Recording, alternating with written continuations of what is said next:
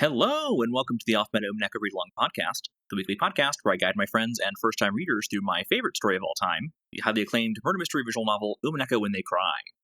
We just finished Umineko Episode 4, Alliance of the Golden Witch, so we're going to look back at the episode as a whole and take a look at some community comments and theories. So join us as we open up this message bottle and see what interpretation of the tale lies within.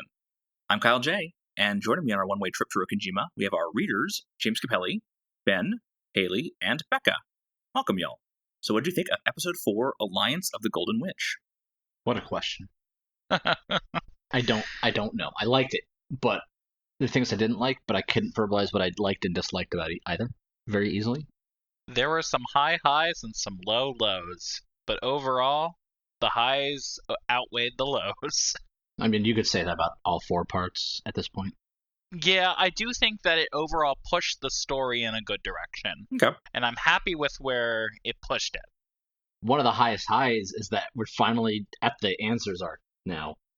We could start the visual novel. Yeah, I can't wait to see what the answers arc means. What does it mean to have that? Yeah. So speaking of it starting at the answer arcs, we did get some comments being a little nonplussed with us saying that. I think they know that we're doing it in jest for the most part. I don't even know what we're reading anymore because it's finished. Mm-hmm. It was finished episodes ago, yeah. Well, yeah, we finished a while ago. What have you been reading, Hayley? Yeah, like end of episode 3 was the end. Mm-hmm. Yeah, exactly. Yeah, Hayley's been checked out since then. It ended there for her. Go back and listen to all the episodes Haley's not on, and there you go. We had to claw her back. I liked this one. No, I really did like episode 4 a lot. So, I'm excited to see where it goes. I'm excited to continue reading. That's always like my biggest thing about recording this is like, I get to read more. Yeah, episode 4, I think in like the larger view of the community, is it is a pretty contentious episode. For a lot of the reasons that I think y'all felt. It has a lot of high highs, a lot of really low lows. Its pacing is wild in terms of like you spend a lot of time with the Angie and Maria like subplots, and that doesn't necessarily vibe with everyone when they're reading the story. If you're like really here for the mystery segment, it's like, wow, 6 more hours of Angie, huh? Or 6 more hours of Maria, huh? Or we're explaining how we're summoning the 7 Sisters of Purgatory. Again, interesting. And I definitely get that when people are kind of like, ugh. But, of course, there's a lot of really emotional stuff in there that is to be appreciated. And so, of course, we'll talk about all that as we go through the episode as a whole. I guess that's probably my biggest complaint about Chapter 4 specifically, is it's such a tonal shift. Right? Like, we didn't start the first day on the island until our 3rd episode of this reading. Mm-hmm. So it's just, yeah, like Angie was fine. It was just a lot, and it was dealing with characters who I just don't give a shit about. Well, speaking of characters you don't give a shit about, let's go ahead and get into the segment that we always do at the start of these message bottle segments, our favorite and least favorite characters as they stand at the end of episode 4. My favorites haven't really changed much from the end of Part 3. Part 4 did not do much to sway opinions. In no particular order, Ronove. I was going to put Battler, and then I was going to put Kinzo. Then I realized I like these 3 characters the most when they're on screen. Ronove just is up to something. He is just a sassy little bitch, and I fucking adore him. Everything he says, like, I want him to be a good guy so bad, but then I want him to be a villain so bad. Because he could do both so well.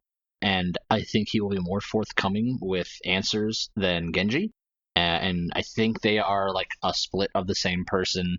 And so Genji was going to be on my favorites list, but in episode 2, Genji hasn't really done much since then. Provided Ronove will never be one of the sacrifices, I assume. Sure. So he'll always be around. But he's great. And next up is no shock to anybody, Beatrice, still high up there. She, I think, has fallen for me a little bit as I've gotten to know like how much of a theatrical aspect of her personality we're seeing. But rather than being more intrigued as if she's mystery or if she's magic, I'm more interested in where does her true personality begin and where does the fake personality stop? Because every aspect of her is interesting with the exception of like, I'm done, I'm bored. The game's on pause because I don't want to do it anymore. And I want to know more about why she's plotting what she is. And she's still just a great villain. I definitely like it a lot. Shannon is my other favorite. There has since like halfway through episode 2, she hasn't done anything to make me dislike her. She has been character growth. She has done everything shy of realizing that George is bad for her. And yeah, Shannon's just fucking awesome. All of her magic scenes and fight scenes are really, really cool. Least favorites, I mean, no one's going to be surprised by this list, is Eva, Rosa, and then the Seven Sisters of Purgatory. I don't give a shit about the Seven Sisters. There's been absolutely nothing to make me care about them. They are bland. They are boring. Every single one of them, I don't care. Rosa and Eva are child abusers, so that's a pretty hard to go below that, in my opinion. And while I would have put Kinzo at the top of my favorites, the difference is that we haven't really seen him do much on screen. It has just been like danced around by people who don't want to relive their trauma. But Eva and Rosa, we definitely see it on screen. Rosa is the worst of the two. Also, Eva murdered her whole family, so that's just, it's just hard to roll back from. Allegedly. I think she absolutely did. I don't think that she did. I think other people did it, and then she killed them in retaliation. I don't think that you can just point to Eva for every single murder in episode 3. She straight up tells Battler she did it. I don't know. And you're the one who's always like, if Battler didn't see it, it didn't actually happen. Yeah, I believe that, and I believe that to be true. I just think that there's something deeper going on, because I don't think she would. I just don't. Even if she said it, I don't think she'd do it, and I'm interested to see how it actually plays out. We did get a red truth that directly states that she is not the one who killed Nanjo. Correct. So somebody else had to. Either way, I'm more basing it on Eva in Chapter 4 and how she treated Angie. Yeah, very fair. We had a lot of good conversation in the Discord about, like, from somebody who can deeply empathize with the situation between Eva and Angie. And I wanted to respond back to them, just be like, I can't think of anything that's not going to come off, if not just straight up be dismissive. And while I think that does bring nuance to their relationship, I'm still going to abide by, like, it is not the responsibility of a minor to fix the relationship between their abuser and themselves for things they couldn't control. So, anyway, that's me talking a lot. Now my turn to talk a lot. Mm-hmm. So, this is my first time actually on a on a message bottle episode. I've missed the past 2 and wasn't on the first one. So, my characters, though, are pretty easy if you've picked up, like, basically how I talk through the entire thing. My favorites are Nanjo and Kyrie. Just straight up, I still think that they are, like, the characters I just love seeing on screen. I love hearing them talk. I like seeing their personalities just in general. They're just both cool in very different ways. Kyrie is very calm and collected, but we get some very interesting lore, like, just about Kyrie, just in general, and we get to see her and Nanjo talk a lot in this one, because neither of them were part of the first 6 deaths, and like they actually, Kyrie survives to be one of the longest. It's really neat. And Nanjo is able to, like, see his friend Kinzo, or who he assumes is Kinzo. And we learn that Kinzo's already dead. So, like, what is happening? It's very interesting. I just like them as characters a lot. Leading into that, I still dislike Kinzo, but now for the reason, and Kinzo's, like, top of least favorite, because who the fuck is he? Like, I don't get it. Like, I don't get what they're trying to do with this character anymore. And I still don't, even what they've done, I don't like seeing him on screen because I find him annoying. Do I think he's a good character? Yes. But he's still my least favorite, and I don't want to ever see him on screen. And then Maria, still creepy, still annoying AF. Like, I don't think that she has done any sort of, like, redemption or really look into, even with all of the flashbacks, like, I want to know what's happening with her now. Like, what is going through her brain right now? And instead, we just have a lot of backstory that doesn't lead to actually understanding what's happening on the island. And to me, that's the most important thing. I know we'll talk later about, like, being a little dismissive of backstory stuff, but it's just not as interesting to me right now. And I get that I am being dismissive of it. And you know what?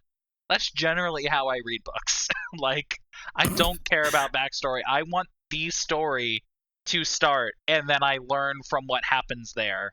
Don't give me too much backstory. And I'm kind of like on the opposite end of the spectrum from Capelli in terms of like, I just, all the flashbacks still don't give me any sympathy for Maria, and that's just kind of who I am. So, shrug.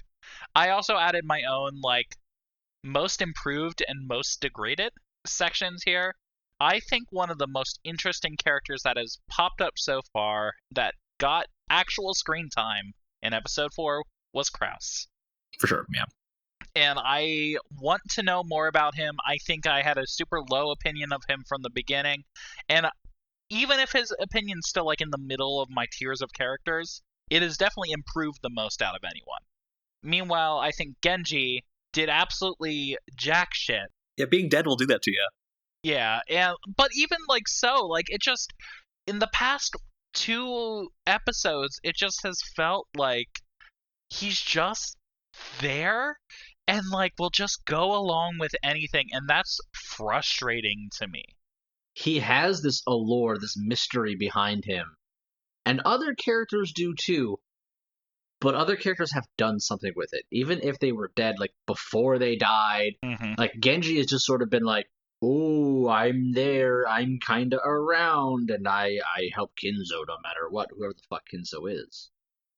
Yeah. He's furniture. That's his role. He's doing what he's supposed to. He's honorable. Yeah, but the other furniture are more interesting, Becca. Yet we have Shannon and Cannon. Come on. I still think Genji's interesting as hell. I feel like he's still waters run deep with him. He hasn't shown why he's interesting. Yes. I think that is yet to be revealed. Like we have the whole thing in chapter 2 where he grabs or he throws a knife and pins the fucking butterfly. Yeah. And like This is what I'm saying. like, yeah, awesome. I can't wait. I can't wait to see that expounded on. And then nothing has happened to it. Here's the thing. You have the teases. You have the tastes. Sure. We have not yet gotten to experience the full 4-course meal that is Genji. We're only halfway through. I've been waiting 2 episodes. We're hungry for it, Becca. I want that food now. Okay, don't take that out on him. Until he does something cool, yes, I will. Take it out on Ryukushi 7. But that's also why I put it as most degraded and not least favorite. Like, those 2 things are very different. Fair enough. Okay, I'll take that. Alright, and I will pass it off to Hayley. Hello. My list is sensible. We'll see. All right. I can't remember what order I put these in. All right. So we're going to work from 3 to the top. So let me say my first one is still, as we heard at the end of Message Bottles 3, the seagulls. because everybody in this story is trash. So I am working with limited options in terms of favorites. So I did actually put a slash in this one for the attractive chauffeur whose name fails me, but I can visualize quite fine. Amakusa. Are you talking about Amakusa? Yes. He's not just a chauffeur. I know. This is what I'm He's like. Hayley, please. For me, he would just be a chauffeur. You don't want him guarding you with his bodyguarding you?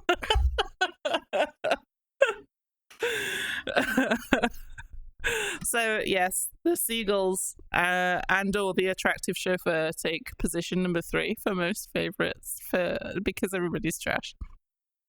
Second most favorite is Maria. I think she's been in my favorites list repeatedly. I really like her. I don't know. I feel like she is a key to this story, especially having read the little side things that Kyle gave us to read as well. I really think that she has more going on, even though we see a lot about like her history and everything. This is kind of the opposite, I guess, of of Ben's thinking is because we have so much history on it. I find her the most fascinating. I don't know if we've talked about this, but so I was reading through, the little after the character summary things. I can't remember how to actually say it properly. I just want to call them Shyster Sisters, and I know that's not right. Sure, you're good. Gestures. Shyster Sisters. There's one that's not there, and they're all bunny girls. And Maria has these bunnies, and Rosa breaks one. Have we spoken about that? We've spoken on it a bit, yeah. Is the fourth Shyster a broken Yes. bunny? Are all of the furniture Maria's? This is where I'm going with this. I feel like Maria might actually be the architect of a lot of what's gone on in this story, honestly. Yes. You and me both. Yeah. We have talked about this. All right. I think maybe I wasn't in that one in the end. And then obviously, head bitch in charge, Beatrice, is my favorite. Has been my favorite. Even when she was, in evil mode, still loved her. Still love her now. Like, I think we said in the last episode, I feel vindicated because, she is clearly also a victim of whatever witch is orchestrating this whole thing if we're on Team Fantasy. Yeah, just love her. Her resilience, her don't give a fuck what anyone thinks, her just everything about her look. I don't know. The way that she laughs at Battler especially pleases me. Yeah. That's probably a good segue to my most improved, because I did add that in, having seen that Ben had added that in, because that is Battler, because I fully hated him. Everybody knows I hated him. And I'm struggling to say that I like him, but I think I'm close to liking him now. I like to see Hayley's character growth here.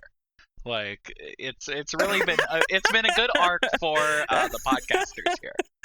So at the end, I will be doing my own least favorite members of this podcast, and Hayley's looking good for most improved. I'm so ready to take the number 4 spot, but still get most improved. I'm ready. Hayley knows that she definitely likes the seagulls, but she's not ready to commit to Battler yet. Nope. Absolutely not.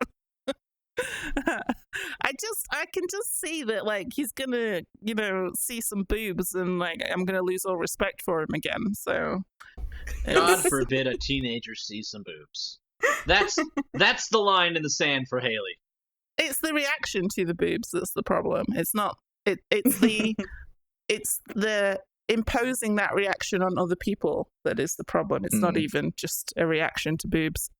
A lot of people have reactions to boobs. Yeah. Please, he's a breast sommelier. They don't walk up to people going honka honka, so... I'm glad they've toned down on that. If he was respectful, his face would just turn into a cartoon wolf and his eyes would bug out, and that would be it. Have you seen the original art of the game? That might be what happened. I started watching the anime, actually, and I think the line they use in that is honka honka, which is quite funny. So do they really? Yes. Awful. Yeah, they do. Speaking of awful, my least favorites.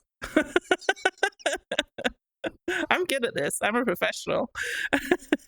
So, it's hard to rank these, really. So let's just lay them out there. Kinzo, Rosa, in Kyrie's sister's bodyguards, because they basically fully beat up Angie. Where is your backbone? Seriously, do you have no principles whatsoever? That scene annoyed me enough that they have made it into my least favorites. Just lose your job. You don't have to beat up a girl to keep. No, just no. Goddamn weak. I guess they kind of are Yakuza, so maybe they don't have that many qualms about that. Yeah, I know, but that still just makes them terrible. So I did think about that. It's organized crime. There might not be very many ways for them to get out of it without them also facing death. But I don't even get the impression from the way it was written that they went easy on her. No, and you're very much allowed to hate them, to be clear. Like, I'm not ragging on you for that. Rosa, obviously, it's been stated so many times. I want to find a reason for her to be the way she is. And I think that reason is Kinzo. And so, but she still has a choice to be the way she is. Everybody has that choice. So even though Kinzo is number one shithead, I think Rosa is probably number two shithead because of him. And unfortunately, she has chosen that path for herself. That's all I got. I like that these lists have diverged, I think, actually. Although, is Kinzo on all of them? Well, we're about to have one hat trick for each favorites and least favorites with me, you, and Ben. Or, no, I think it's spread across Ben and Capelli. But, okay, so favorites, let's go with the most obvious to least obvious.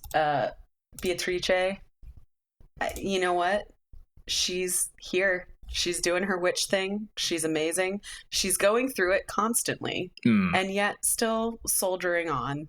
She is stuck in a position that is seemingly impossible, even for her, even for the Golden Witch, the Endless Witch. She's stuck in a position that I'm not convinced she knows how to get out of if she's experiencing the amount of despair that we see her experiencing at the end of episode 4. So I'm very much looking forward to the Beatrice either having to put in a lot of effort arc or I don't know. I have no idea where this story could possibly go ever. But I love her and love everything that she does and can't wait to see what she's going to do to try and get out from Lambdadelta's thumb. You can't even say redemption arc because that was episode 3 and that all was lies. Yeah, Beatrice. She's here. She's fabulous. She's the best. She started the best. She stays the best, and I love her. And everybody knows how much I love Angie.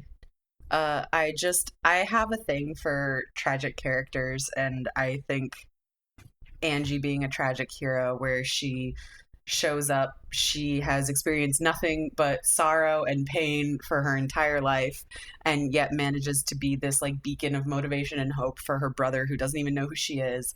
And the second she reveals who she is, she gets brutally torn apart.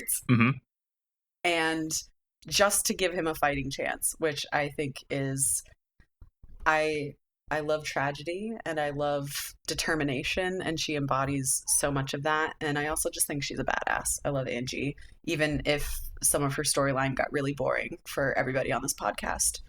And then this is a little bit out of left field, I guess, because I don't think I've ever had her in my top before, but Ava. I just find her so compelling. And I think there are even more depths to plumb there. I think she is very much, like, I'm not saying she never did anything wrong. That is not what I'm saying. But what I am saying is that I think she's fun as hell. She knows what she wants and she goes for it. She's gaslight gatekeeping girl bossing her way through the series. Which, you know what? Like, but she is. That is Ava in a nutshell. And you know what? It's a lot of fun. I also, like, to be genuine, I do find her dedication to her husband and her son genuinely compelling, genuinely, like, I don't know, lovely in a way that you don't see with a lot of these other characters. Rosa doesn't have a spouse. Rudolph and Kyrie are very in love, but their whole situation is, like, weird. They definitely took a sabbatical from family to figure their own shit out. Right. And then Kraus and Natsui, it's like, we don't exactly know what's going on there, but like what I do know is Ava and Hideyoshi are very communicative with each other and they care about each other very deeply and have each other's backs. And it's like, even if they're shitty people and I hated them in real life, it's like, you know, I don't know. It's kind of like a Bonnie and Clyde thing. I don't know. I'd watch them go down together. You know what I mean? I would say, in defense of Eva, of all 4 of the siblings, I think her character is the most realistic, the most believable to have, like, grown as this person from that family. And I think we've talked a lot about like how this author has done that very, very well. And also, in terms of learning that some of her behavior has been dictated by the machinations of another character I'm about to mention as we get into our least favorites, you know, that factors in a little bit, but not really. I still love her if she's morally reprehensible. So I think that's a lot of the same reasons of why I like Beatrice a lot. So game respect game, Becca. hell yeah. Yeah, I agree with you on Ava as well. I can't put her in my top, I don't think, because she's just as bad as Rosa in my eyes. I actually don't think that she is the most believable. I feel like they're all written pretty believably, to be honest. You've got the pretending to be a responsible older brother, responsible adult older brother, that kind of serious stereotype. I think we've just gotten the most context for Ava. We've gotten the most context to like flesh her out, so it makes her a little bit more, yeah. But I feel you. Least favorites. This is a new one because she's definitely been in my favorites before. But as of reading some of the supplementary material, Bernkastel's on my shit list. And I think we should just talk about that when we talk about the plot of. Are we going to talk about the plot of that? We're trying to get to it, yeah. We definitely want to cover it as well. Ones from The Witch of Tanabata isn't sweet, yeah. Yes. So I'll save it for when we talk about that supplement because that's where it comes into play. But Bernkastel's on my shit list right now. I'm so mad at her. Even though I find her very interesting, I'm so angry at her. And then, not surprising, Kinzo. This is the hat trick between me, Hayley, and Ben. Kinzo sucks. What's his deal? I do want to address what Ben was saying earlier about, like, if that's not Kinzo, who is he? Is that Kinzo is dead at the start of the game, which means he could still be alive when they first get to the island. Because the game doesn't start until the rain starts. That's an interesting question. But also, he throws his ring out the window after the rain starts because the lightning strikes. So, what is real? I don't know. I think the implication is that Kinzo is dead before. Yeah, I mean, they can have flashbacks. So, yeah, I'm not sure exactly when we just designate the game as being started. But, yeah, it's something we'll have to think about some more. I thought it was the lightning bolt. Yeah, we've kind of speculated it's the lightning bolt. Ooh. But it's hard to say. Okay. Sorry, I just had like a little moment where I was like, what if the lightning bolt is what sets him on fire? But that doesn't really make sense because how does he get to the boiler room? Anyway. This is all easily resolved when you open your hearts to Team Sci-Fi and they're all in a simulation. Sure.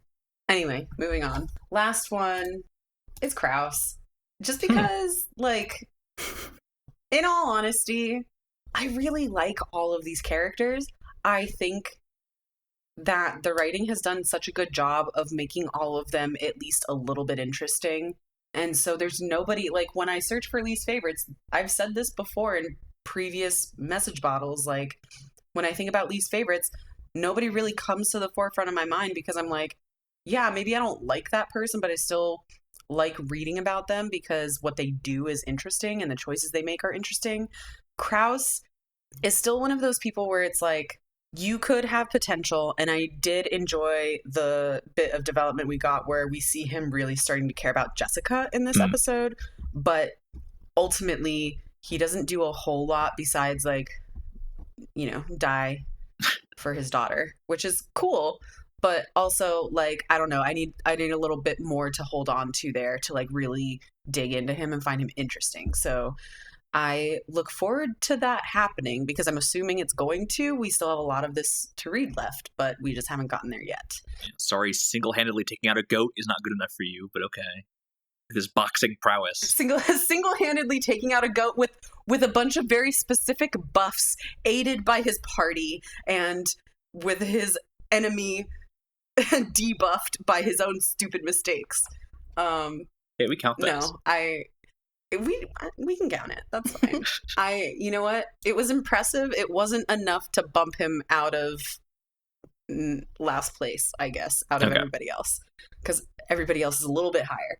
Best Agents of Chaos is my special category, because these characters are people where I'm like, I still don't really know what your ultimate goal is, but I love that you're here, and I don't want you to stop doing anything that you're doing. And the first one is Ronove, because hell yeah, everything that Capelli said about him before, just the best guy. I could read an entire visual novel just about him and what he gets up to. You know what? I want the real life Ronove. Like, I would watch a reality show about him. Give me all of him. And then last one, Amakusa. Because I had to include him somewhere, and he's kind of just like, I'm in this for the money, and kind of because I don't really have anything else to do, and he doesn't have any noble intentions, but he seems like a chill guy, and he's really hot, and he's helping Angie out, and I love Angie. So you know what, I'm just gonna put him in here. I think he's the best.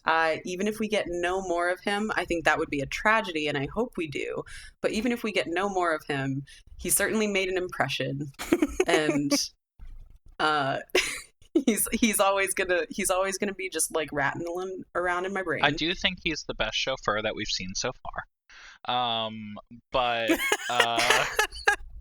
please stop demoting him. Do not discredit him in this way. Thank you. But I also am fully in the camp that we are never going to see him again. Ooh, interesting. Oh, probably not. Yeah. I'm not really banking on it, but the way Kyle just said, ooh, interesting, maybe we will. I do not think that we are going back to I feel like the past time frame is done, personally. I think that we might see another version of Angie. I don't think that we're going to see the same version of Angie or that same fragment again. The past story being like Angie's story in the 90s, or what? The future story. Yes, yeah. the episode 3 future story, which is that specific fragment, because every episode is basically a fragment that's connected through like the meta world that we are seeing whenever we go talk and see like the game board and the parlor and whatnot. Like, they're basically viewing a fragment of how different things can go down. And it's almost like when you think of like Multiverse and Marvel, where like these specific things have to happen. And in every fragment that we've seen so far, either 17 or 18 of the people die. So it's like, when are we going to see a different fragment? Here's the thing, is that like, I don't necessarily disagree with you, because this is also something I've thought in the past, that like, we probably won't return to this specific iteration, this fragment. But the thing about the multiverse is that if you take it literally at its most base level, like, there are universes where the only different thing, like, if we're thinking about it in reality, in my life, is just like, I might have had something different from breakfast this morning, and then the rest of my life is exactly the same. So who's to say we won't see some almost identical version of Angie or Amakusa? Who knows? Well, I agree with that. Multiverse theory is interesting in the sense that if you diverge in one way, but then come back together and the rest of your life is the same, that's considered one timeline. If you say so. According to the rules that the author makes up, like... Yeah, sure. And I'm going off of what we have learned about fragments so far, and I don't see fragments as being small blips. I see fragments as being huge tone shifts. Here's what I think the Answers arc is going to start as. I don't think we're going to start on the island. I don't think we're going to start with the Urashimas. I think we're going to start with I think the leading cast is going to be a mixture of Amakusa, Nanjo's kids, what's her name's kid? Old lady. Kumasawa's kids. The guy who's the head of the society that's trying to fit, like, that had breakfast with Angie. Like, And my main reason for thinking so is why the fuck do these characters who had 5 minutes of screen time have full blown art and voice lines of actually good voice acting, and not the few times where we've had just some nobody voice off screen with no art? Because they needed to give those people significance, in a sense, even if it's only for 5 minutes. They needed to give a sense of a world that exists outside of the island. When you make a game, and when you make a story, reusing resources is a very powerful tool that you want to do to anchor your story, your world, and your characters together. I think we're going to get much more of them, specifically Nanjo's kid and Kumasawa's kids. I think that's going to be it's going to be them trying to figure out what the fuck happened. I think that's where it's going. I don't agree with you, but that's fine. I'm excited to see what happens. I think we are starting the Answers arc in a very similar position to how we've started the past episodes. With more questions. You gotta start somewhere. All right. Well, the other thing I had y'all rank was your ordering of the question arc episodes as we've read them so far. Which have been your favorites? Okay, so I actually got these a little bit mixed up. Thank you for correcting me earlier, Ben, so that I could fix this. But my first one I'm going to rank as number 1 is episode 3. And let me state this up front. This ranking is so difficult for me because as I'm thinking through all of them, all of the stuff I think that was like boring, I'm like, oh, but that was like one of the coolest things that happened, and that was in episode 2. But that was one of the coolest things that happened, and that was in episode 3. And that was one of the coolest things that happened, but that was in episode 1, and that was in episode 4. So it's like the separation between these is so minuscule. Like, I genuinely think all of them are great. So don't let this ranking fool you. But I put 3 first because I do think the Beato redemption arc is both one of the most interesting and funniest bits that anyone has ever done. I think her reversal at the end of that is so fun. It's so stupid to get through the whole thing and then give up the ghost at the end. Like, Beatrice, you were at the finish line. You could have still gotten it over, and you kind of gave up the ghost. Although, looking back, now I understand you did have to keep it in, like, perpetual purgatory because of Lambdadelta, but, like, you were there, girl. Like, you got there. In retrospect, it's kind of funny. But I think everything that happens there is super cool. The introduction of Ava Beatrice, Ava being the one to solve the riddle. Also, Beato definitively using the red truth to, like, cutting through all of Ava Beatrice's red truths to prove that there is some kind of solution here that exists. Like, in general, even if we don't know what that is, that's, like, very interesting. Mm-hmm. So arc 3, episode 3, you have a special place in my heart for that reason. And then I'm kind of being anti-ranking here because this was so hard. I just put 1 and 4 on the same level. And that's because I think 1 has the majesty of coming into a new story, meeting a bunch of characters you've never met before, being introduced to this mystery that is so interesting and so weird. I don't know.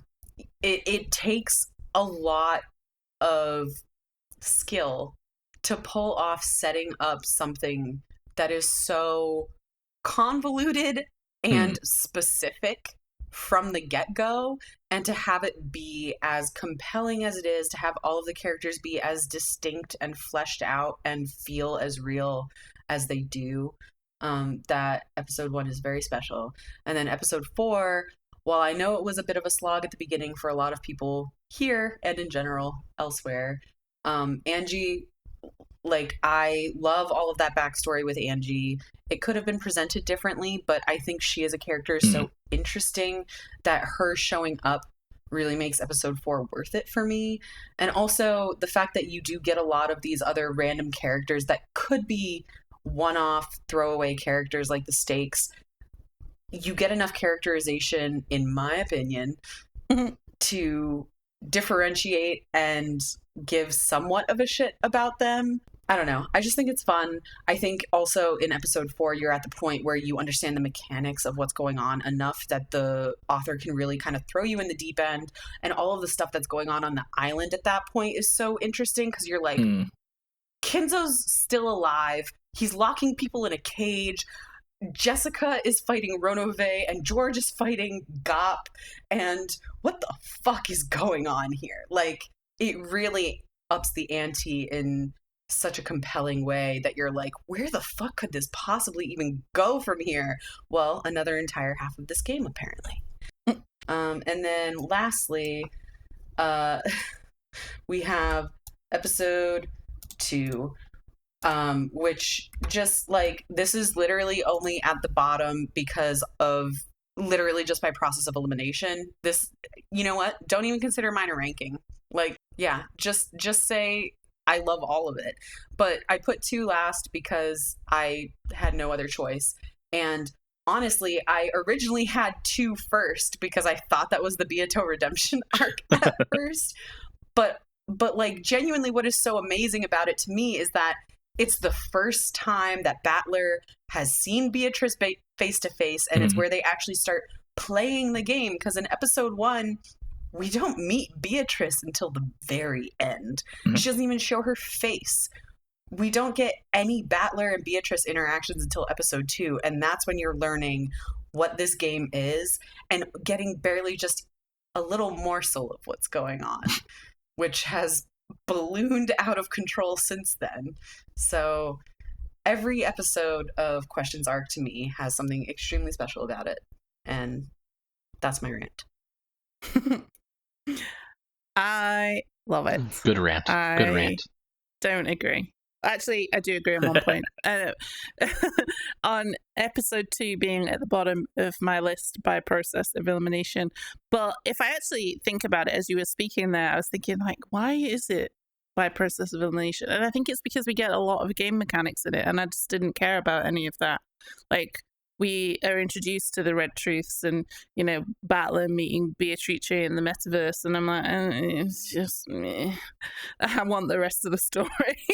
I don't care about the game aspect of it as much, I guess. So I think that's why I ended up in the bottom. And so as I've started at the bottom, I'll continue in that fashion.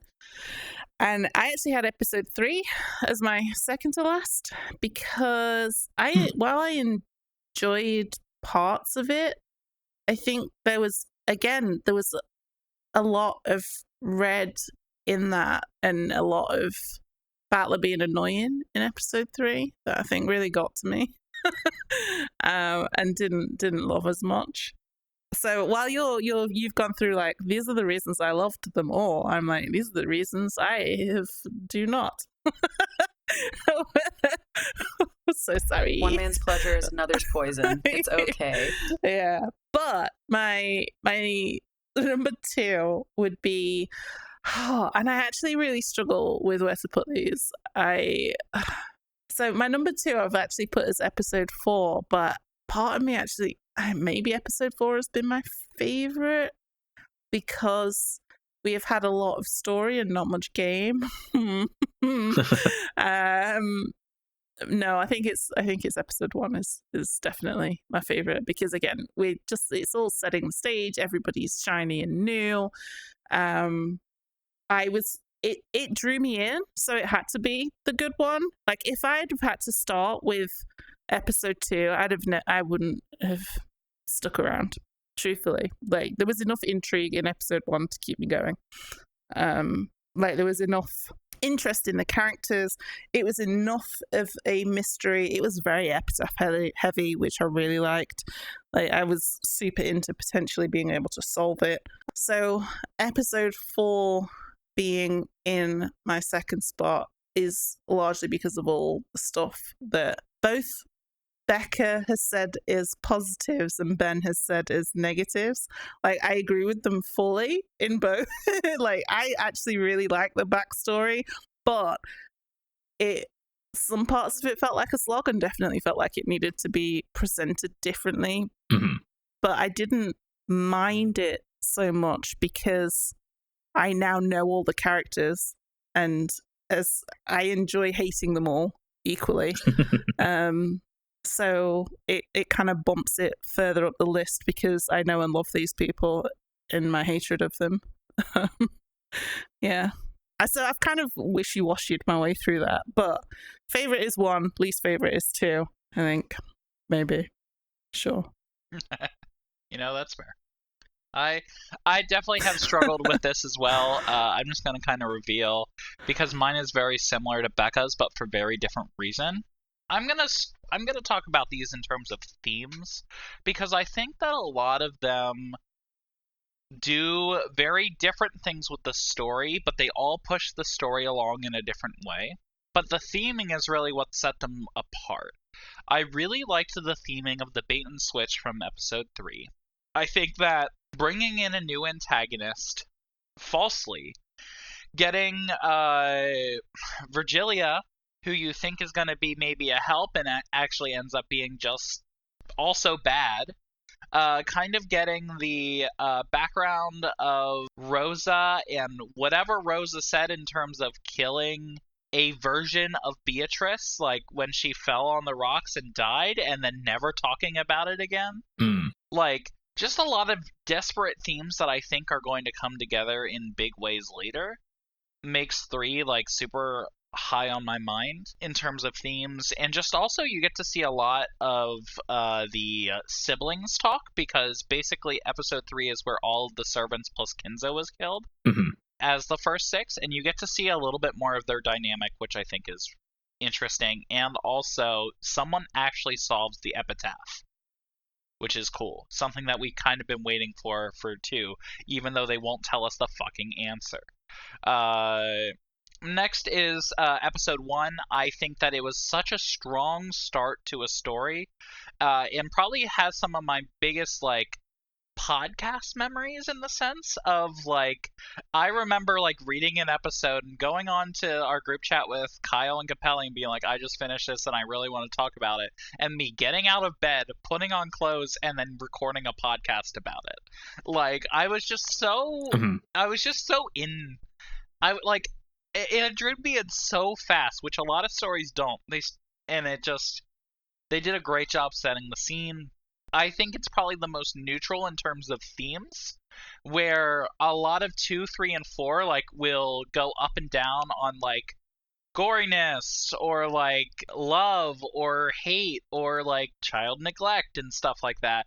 Episode 1 was such a neutral balancing point that they stuck really well to help then gauge how you should feel about the rest of them as like a 0 point, which I like. George. It was great. George is awesome. Episode 4, I like I said earlier, had some of the highest highs and the lowest lows. I loved all the red, but it's really not like how much I learn about the story that's driving these. It's again more about the themes, and I like the gameplay elements in all of them. Though my favorite one is 3, and I think that 3 had some of the least amount of red or even blue in the entire, like, obviously episode 1 doesn't count in this case because like they hadn't introduced that game mechanic yet. But like, I don't feel like we learned anything in 3. It had a stupid fight. Like, it had a stupid guarded fight. But it's still, I don't know, it stuck with me. And then 4 had very similar themes to 3, except for you knew you couldn't trust Beatrice even more, and you got to see interesting characters, like, in different ones that you hadn't gotten to see. I'm sorry, but 3 gave us Angie, if your theory is to be believed. In the theory that Ava won, this is where Angie comes from, and thus... That's what episode 3 gave us. Yeah, I mean, I just don't think that it gave us much in terms of red or blue truths, which is kind of what I was going for. Which I know Hayley doesn't like and I really like, but that's not what I'm basing a lot of this on. And then episode 2 is also at the bottom, it seems. And it's not, for me, it wasn't process of elimination. It almost like I started from 2 being at the bottom. And that's just due to themes. It was the most sadistic. It was the most, like, gory in a sense. Like, it turned Battler into a, like, from a he/him to an it's. Like, the furniturization of Battler happened, and like that just, it was really dark. And I'm not a huge one for like super dark stuff, but like it was still great. I just didn't. It just wasn't on the same level. But I do think that it helped push it into 3 with that drastic change then, which I think it was a great setup, but didn't mean that it wouldn't have stood on its own well, in my opinion. And that's my ranking. Well, I have very different rankings from you all. I think I'll just start at the top, which is number 2. Wow, okay. Which you all ranked at the bottom. Yeah, I saw that. So here's the thing. I think all 4 are really good. I enjoyed all 4 for their own reasons. I think the reason that I have 2 at the top is I think it has the best emotional paradigm shifts. You start chapter 2 off with a win for Battler, and you're like, okay, we're getting somewhere. This guy kind of knows what he's doing, maybe. We're going to see some more W's, probably take some L's, and then, as, Ben said, he gets fucking trounced, he loses hope, it gets bleak. But I think it beginning to show how the course of the game is going to go between Battler and Beatrice. This is where Shannon starts to really shine. I think the mysteries of chapter 2 are the most engaging, where I don't feel the need to hypothesize on eating a bomb to like definitely be like, that's gotta be it. Like, no, there's something fascinating here with this chapel, and I need to know what it is.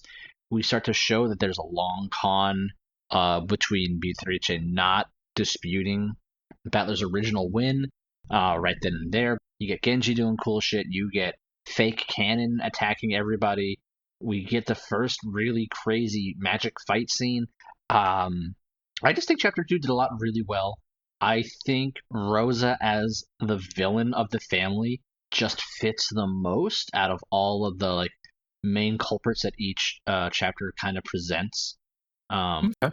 I just really enjoyed chapter 2 a lot. It all kind of comes down to process of elimination for me as well as I go through these.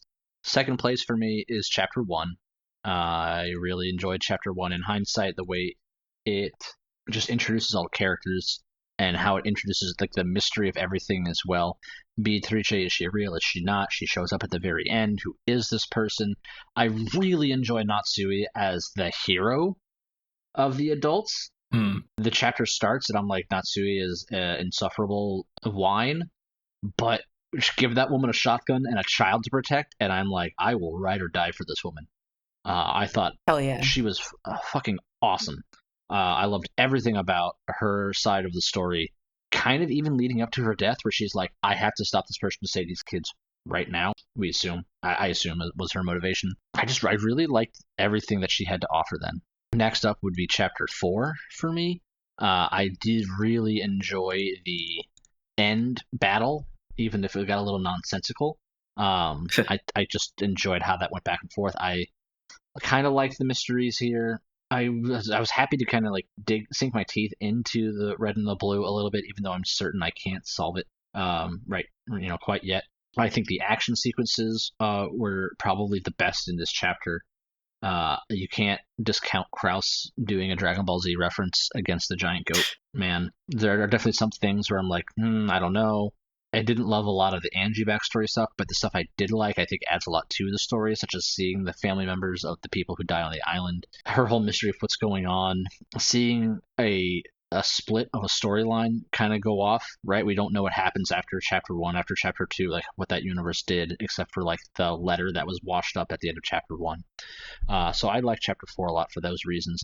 And then the bottom of the list for me was chapter 3, which Ben and Becca liked the most.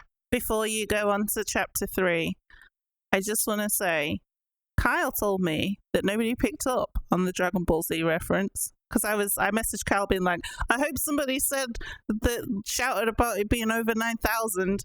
He was like, no, nobody did. Well, I picked up on it. It just, when we were recording the podcast, there was so much other stuff to talk about that I forgot to mention. That was the most important bit, Capelli. Oh yeah, I laughed very hard at over 9,000. Yeah. Yeah. I thought that was just ridiculous. Even that whole battle sequence, I think I kind of dislike at looking back on it. But then I was like, I'm just going to take it for what it is, which is just clearly some fun. And then I liked it more again. Sorry, just with that sequence, that's exactly kind of what I said when it happened. I'm like, this is so absurd that it went through my dislike meter and went back up to the like meter. It like took a full circle. So as long as that doesn't happen too often, yeah. I will actually probably reference that scene later if it starts to look even more team sci-fi. Like, there's math equations involved. I love in math. this, I you know? love math Like, equations. How low your standards are. right? Well, yeah. Math 5. There could be magic Math based on 5, math. math Right, 5, there math sure can. 5. I don't think this game has the balls to go full team sci-fi, but I know the truth. And then so lastly would be third, chapter 3 for me. And the reason that I dislike it so much is at the end of the day, so much of what we are told is irrelevant. Almost everything in the metaverse doesn't matter, with the exception of some character growth from Battler. Everything from Beatrice is a lie. Everything that we thought was Kumasawa supposedly being Virgilia, like, that's not a thing. I don't think. It's not concrete. The big crazy magic battle we get between the two of them is awesome, but then it's just easily dismissed with, freshman college logic course of what battle?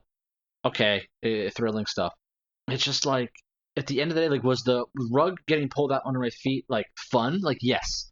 The story got me big time. I was buying into this redemption arc, but it's just like, it doesn't hold substance to me. Like, it was a fun ride, but looking back, if I were to reread, I think chapter 3 would be the one that I'm least looking forward to going back and exploring.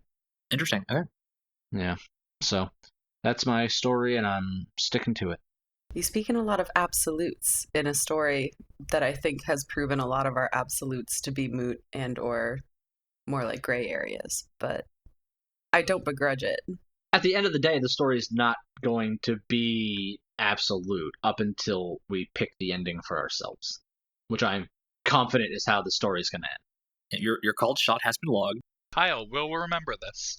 Do I want to give my ranking of the question marks? Yeah. Yes, Kyle, do I think that's it. necessary. I also think it's necessary for you to share your favorite and least favorite characters at this point in the story, if you can remember who they were. I mean, favorites are obviously going to be like Battler Beatrice. I think their dynamic is incredible. Just really, really fun. I mean, obviously, Beatrice is amazing. Especially, like, in 3 and 4, I think Beatrice really shines because you get to see so many different versions of her. In 3, a lot of them are, like, masks she's wearing. But in 4, you just, like, so many raw emotions on that sprite's face. Like, it's wild, some of the sprite work we see for Beatrice. It really makes you want to sit and really think about what she's saying, because there's a lot of very cryptic things that happen in 4 that are just like, but like you look into her eyes and you're like, this must mean something because it's so heavy. So yeah, at this point in the story, gotta love Beatrice, and Battler's just really a good character in terms of like the protagonist self-inserty kind of thing. I think he hits a good balance towards like the logic side of things while still having a lot of heart. I think there's a lot to enjoy about Battler, whether you're here for the fantasy or the mystery side of things. I think he's definitely like more mystery coded, but I think there's a lot to love there still. I want to comment on Battler quickly because I didn't cover him in my characters because he's really not in any of the categories I mentioned. But one thing I do appreciate about Battler is that he is not a detective. He is. Mm-hmm. He has gone through a traumatic experience and is still processing this entire time, and you still see that. Like, you see him go from a naive young man to trauma bonding with those that are left, to trauma hating some people when he realizes that they suck. Like, it's just, he feels very real, even if I don't, like, love him on screen. And it's such a divergence from characters like the main character of Danganronpa V3. Like, and that's a wild call out for people, but for those that know, like, you have somebody that is legitimately a detective solving this versus somebody that is a kid that just saw or has seen or has heard of 6 of his family members and close people to him have died. And that's what kickstarts this entire thing. Yeah, for sure. So I'd also put, like, I agree with all of you, like Ronove, Kyrie, or just Amakusa, just cool ass characters, really fun to see every time. Like, the level of darkness that we see out of Kyrie in episode 3 was just amazing. From a character that we thought, like, oh, kind of crazy. Yeah, like we know who this is, and then just out of nowhere, it's like, oh, okay, maybe we don't know who this is. No. And Lambdadelta, I think, is one of my favorite characters as well. This was more maybe on the reread. I really like Lambdadelta trying to like suss out her motives, especially from the episode 3. No, it was the Tea Party, where we get to see her interaction with Beatrice, and like the stuff with her and Angie in episode 4, really juicy. Just trying to figure out like what is going on here. And there's also like context of like kind of knowing where this character comes from like the Higurashi universe, because they're kind of related to Higurashi as well. Yeah. Least favorites, I kind of agree with a lot of y'all's points that there's a lot of characters that are just kind of frustrating. I think when I first read it, I didn't care for Maria. I like her a lot more in retrospect. Angie, I still don't care for that much. Weirdly, like I don't know why. Angie's just never been a character that's resonated with me. I think there's only 2 that I really like have things to say about them. And in terms of my favorite question arcs, I really love 3. Like I'm a big simp for Beatrice, so like episode 3 is so good. But also, I really love the way that episode 3 teaches you how to read the story, right? Like we just got out of episode 2, and episode 2 is brutal. That's also why it's my least favorite of the question arcs. It's so confusing. It's like you go into it and you're just like, I have no clue what we're doing here anymore. And then go into episode 3, and it's like finally something to use to decode what is happening here.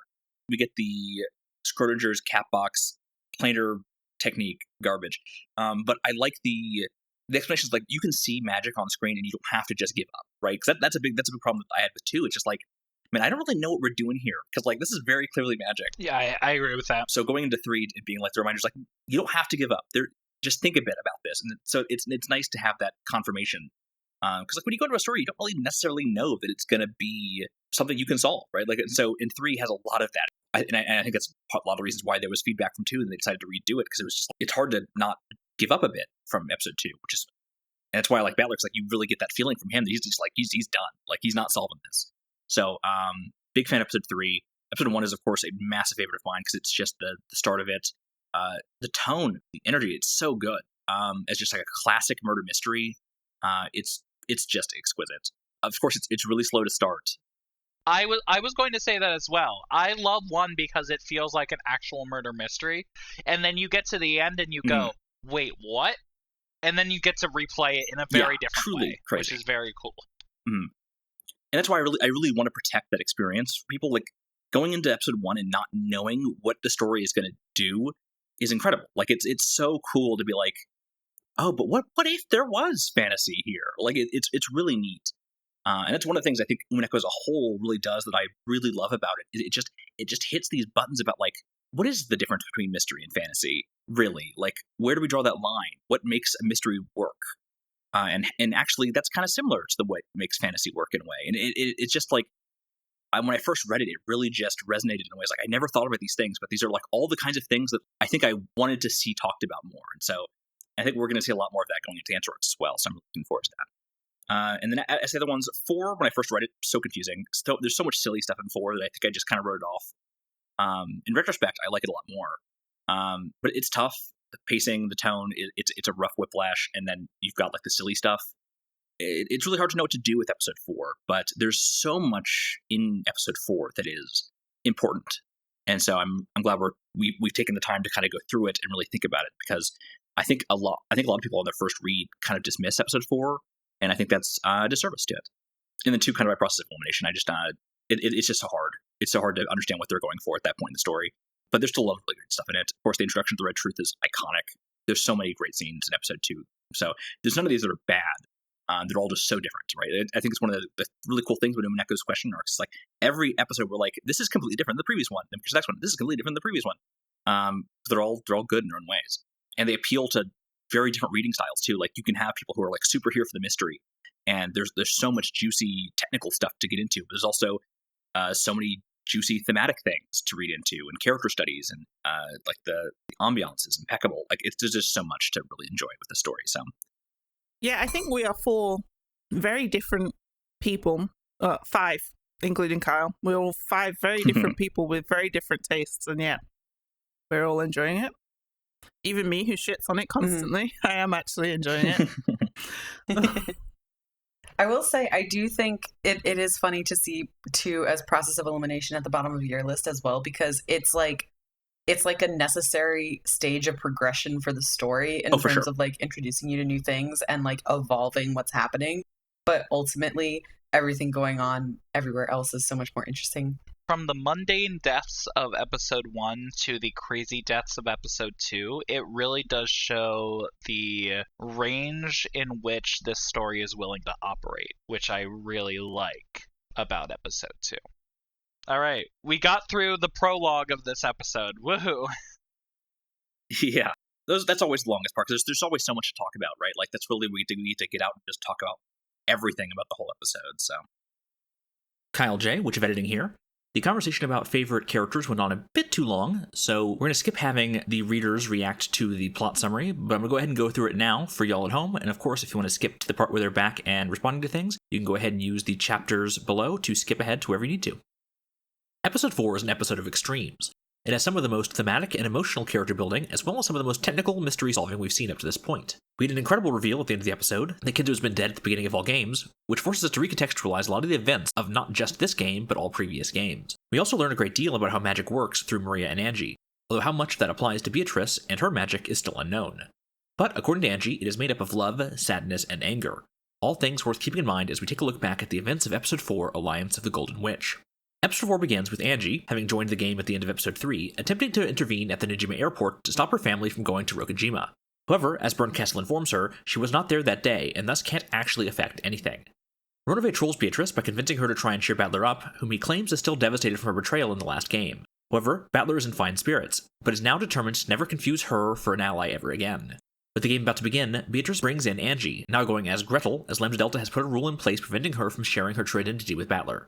Battler begins to think this might actually be a sister from the future, but Angie convinces him that he should still hold her at arm's length, as she could still be an agent of the witch trying to trick him again.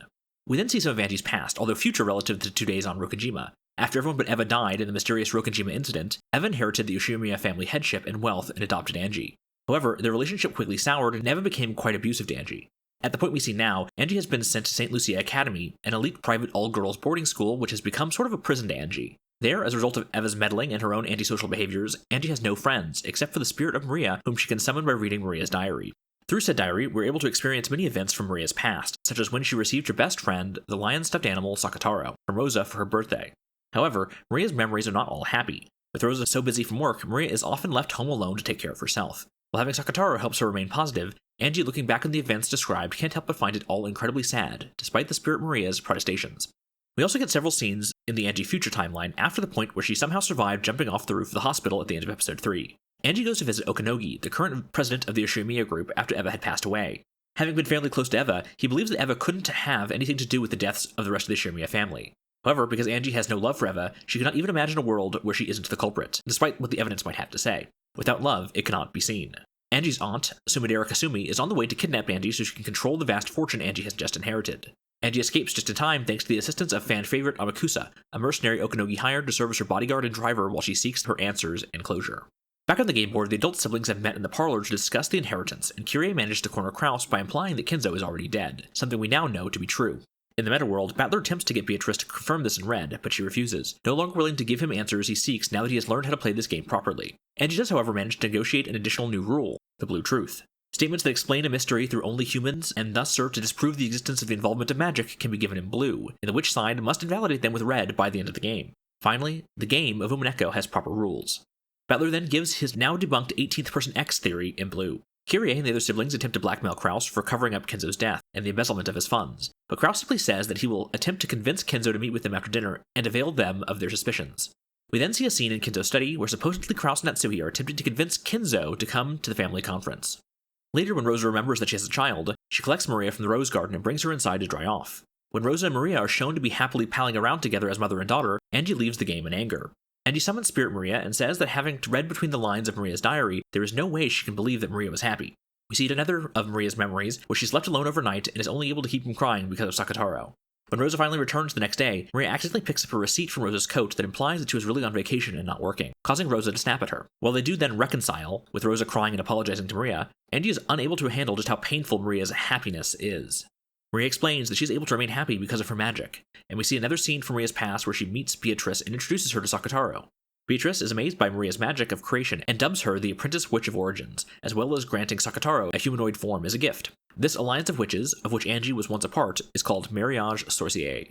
Returning to the 12 years in the future timeline, we see Angie meeting with Professor Otsuki, a renowned studier of the Western occult. He tells her about the immense occult book collection that Kenzo had amassed and have eventually had to sell while waiting for the inheritance to go through. This attention from the occult community, plus the discovery of a message bottle thrown out to sea that seemed to contain Maria's description of those 2 days in which everyone dies in an occult ritual, created this illusion of the witch Beatrice being the culprit that persisted to this day. Apparently, 2 such message bottles were found, each giving a different account of the events of those 2 days, which only further increased the international fervor and speculation.